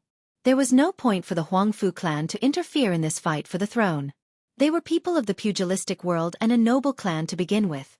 What were they trying to do by interfering in the fight for the throne? Are we going to rebel? If they chose to help Xiang Li, Chu Xiu would not agree to it. This was akin to snatching food. If they helped Xiang Chong, they would offend Chu Xiu. They would not be in his good graces no matter what. As long as the Huang Fu clan's patriarch's head was not squeezed by the door, Chu Xiu believed that he would definitely not get involved in this mess. Moreover, Taoist Wuyang was right beside Xiang Chong. If Xiang Chong had come into contact with the Huang Fu clan, Taoist Wuyang would have reported to him. However, at this moment, a long laugh suddenly rang out. "Does your highness really keep your promise?" As soon as he finished speaking, Ancestor Huang Fu and the hundreds of elites of the Huang Fu clan had opened the palace gates and entered the imperial city. Chu Xiu's expression instantly changed when he witnessed this scene. The Huang Fu clan has actually participated in it. Chu Xiu turned to look at Taoist Wuyang and shouted angrily, "Xiang Chong has allied with the Huang Fu clan. How could you not know such important news?" At this moment, Taoist Wuyang was leading the Shade Mountains sect in a head-on battle with the group of old eunuchs in the palace. Seeing this, he was also dumbfounded because he really did not know about this matter. Xiang Chong had already treated him as a confidant and was practically inseparable. How could Xiang Chong have met with the Huang Fu clan? Actually, this matter could not be blamed on Taoist Wuyang's incompetence. It could only be said that it was too much of a coincidence. Xiang Chong had never seen anyone from the Huang Fu clan, And the Huangfu clan didn't send anyone to see Xiang Chong either. The person who facilitated the cooperation between the two sides was an unexpected person, Lin Fengyu. Whether it was in the eyes of Chu Xiu or Taoist Wuyang, Lin Fengyu was a standard piece of trash, unable to accomplish anything but good at spoiling things. But even trash had good luck.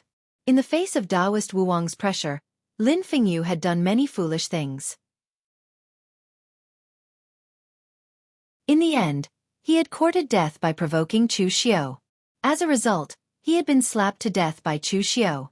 However, before he courted death, he did a lot of stupid things. Most of them ended up as a joke, but the only successful one was the Huangfu clan incident. Just like what Chu Xiu had thought before, the Huangfu clan's participation in this fight for the throne was akin to wading into muddy waters. He wouldn't be able to gain any benefits at all and would only be looking for trouble. Any normal person would think this way, so no one contacted the Huangfu clan. However, Lin Fengyu was no normal person. Instead, this idiot went to contact the Huangfu clan, and actually managed to facilitate half of this matter by a freak combination of factors. He got the Huangfu clan to agree, but Xiang Chong didn't agree to their conditions. Lin Fengyu had only told Xiang Chong about this matter. Naturally, Taoist Wuyang didn't know anything. In fact, he couldn't be blamed for being careless. Who would care about a piece of trash like Lin Fengyu? Paying attention to him was simply a waste of time. While fending off Kong Dongming, Chu Xiu said coldly, "Ancestor Huangfu, you are a veteran of the pugilistic world. You should know what you can and cannot interfere in. Do you think you have the right to interfere in today's situation? Are you tired of living after eating arsenic? Or are you looking for some excitement and play a big game before you die?" Facing an existence like Ancestor Huangfu, Chu Xiu didn't have the slightest bit of courtesy. If it wasn't for the fact that the Huangfu clan hadn't provoked him much, why wouldn't the martial suppression hall in the northern Yen cause trouble for the Huangfu clan? Chu Xiu's words were extremely sharp and unkind. Ancestor Huangfu's face immediately darkened after being insulted. However, he didn't lose his temper and ignored Chu Xiu. Instead, he turned to Xiang Chong and said in a deep voice, "Your Highness, are you really willing to marry the daughter of the Huangfu clan, make her the empress after you ascend the throne, and make your first son the crown prince?" Xiang Chong gritted his teeth and said, "Yes, I'm willing. Ancestor Huangfu, hurry up and do it." Hearing this, the crowd went into an uproar. Even the northern Yen royalty who had been watching the show looked at Xiang Chong.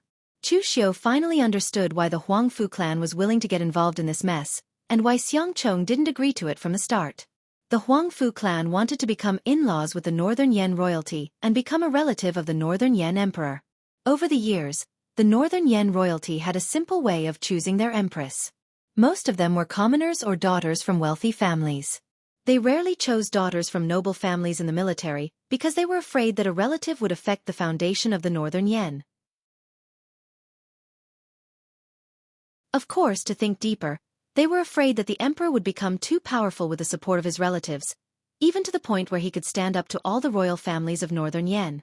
If that happened, would the royal family of northern Yen be Xiang, or something else? Xiang Chong wasn't an idiot. This was a sensitive matter. If he agreed, he would gain the support of the Huangfu clan, but it would also mean that his interests would be inseparable from the Huangfu clan. At that time, not to mention what the Huangfu clan would do, he would offend the entire Xiang clan. Therefore, when Lin Fengyu excitedly told him about the Huangfu clan's condition, Xiang Chong didn't agree at all. He wanted to ask if the Huangfu clan could change their condition, and he would do his best to satisfy them. However, the Huangfu clan was very stubborn. They only had one condition and they were determined not to change it. Originally, Xiang Chong had already rejected this matter. However, the Huangfu clan had previously said that Xiang Chong could just ask them if he needed them. Xiang Chong was also forced to a dead end. He wanted to test if the Huangfu clan's words were true. He didn't expect the Huangfu clan to really come. At this moment, they had already reached the point where their true intentions were revealed. Either they lived or died. A bit of power was also power. He could no longer care about what would happen in the future, nor did he care if he would offend the Xiang royal family. What Xiang Chong wanted was the throne. Chu Xiu took a deep breath. While temporarily blocking Kong Dongming, he said to the Huangfu clan, "Is the Huangfu clan really going to get involved in this mess? In terms of strength, the Huangfu clan isn't weak. You've been in the Northern Yan for so many years and you've never been aggressive. You've lived peacefully with the surrounding forces. Therefore, I'm very confused. You should know the risks involved. Do you think the Huangfu clan can become the leader of the 9 great clans just because they've become a foreign relative of the Northern Yan? The Huangfu clan shook his head and said, the Huangfu clan isn't weak, but we're not strong either. What's wrong with pursuing greater strength? When we were at our peak, we were close to the Shangshui Ying clan. If we were to be complacent because of our current strength, then we'd be in deep sorrow. The Northern Yan is in turmoil. How can the Huangfu clan be willing to be a bystander? Fortune comes from risk. Success or failure is determined by the heavens. You, Chu Xiao, have risked your life many times. Why can't the Huangfu clan do the same? Chu Xiao narrowed his eyes and looked at the Huangfu clan. He had a feeling that the old man wasn't telling the truth. Among the leaders of the 9 great clans, the Huangfu clan wasn't the strongest, but he wasn't the weakest either. However, he was the most cautious. It was common in the pugilistic world to have a grudge with someone, but when did the Huangfu clan have a grudge with someone? Of course, in the pugilistic world, it was impossible to not offend anyone. However, the Huangfu clan had always only offended those they could afford to offend. They were extremely cautious towards those they couldn't afford to offend. He was still on Xiang Chong's side in the struggle for the Northern Yan royalty. Externally, he had offended Chu Xiao. Internally, he would be a threat to the Xiang clan. What was he after? All he wanted was a gamble? In any case, Chu Xiao didn't believe it. However, it didn't matter whether he believed it or not. Since the Huangfu clan was involved in this matter, they had to be prepared to pay the price. It would be naive of them to think that they could escape unscathed from making an enemy out of Chu Xiao. At this moment Wei Shuya suddenly said, "Make a move first. Get rid of the Huangfu clan's old man. I will hold off Kong Dongming." The Huangfu clan's participation was something that Chu Xiao hadn't expected. Once they interfered, the situation immediately became disadvantageous to Chu Xiao. If they didn't settle this quickly, the outcome would be unpredictable. However, Chu Xiao hesitated and said, "But Kong Dongming." Chu Xiao had witnessed Kong Dongming's strength. It was terrifying. Chu Xiao was confident that he could hold off Kong Dongming for the time being. But Wei Shuya was old after all. He wouldn't be able to last more than a few moves. Wei Shuya laughed and said, "Don't worry, this old man isn't so old that I'm useless. I can still hold off for a while. Of course, you have to be quick on your side. Otherwise, my old bones won't be able to take more than a few strikes from this Eastern Sea Sword Saint." Hearing Wei Shuya's words, Chu Xiao didn't hesitate. He wasn't a wishy-washy person to begin with. He broke away from the battle and charged at Ancestor Huangfu. Looking at the figure of Chu Xiao dashing over, a blood-malevolent qi gushed out from the heavens all of a sudden. This torrential demonic qi swept out, causing the heart of old Ancestor Huangfu to shudder.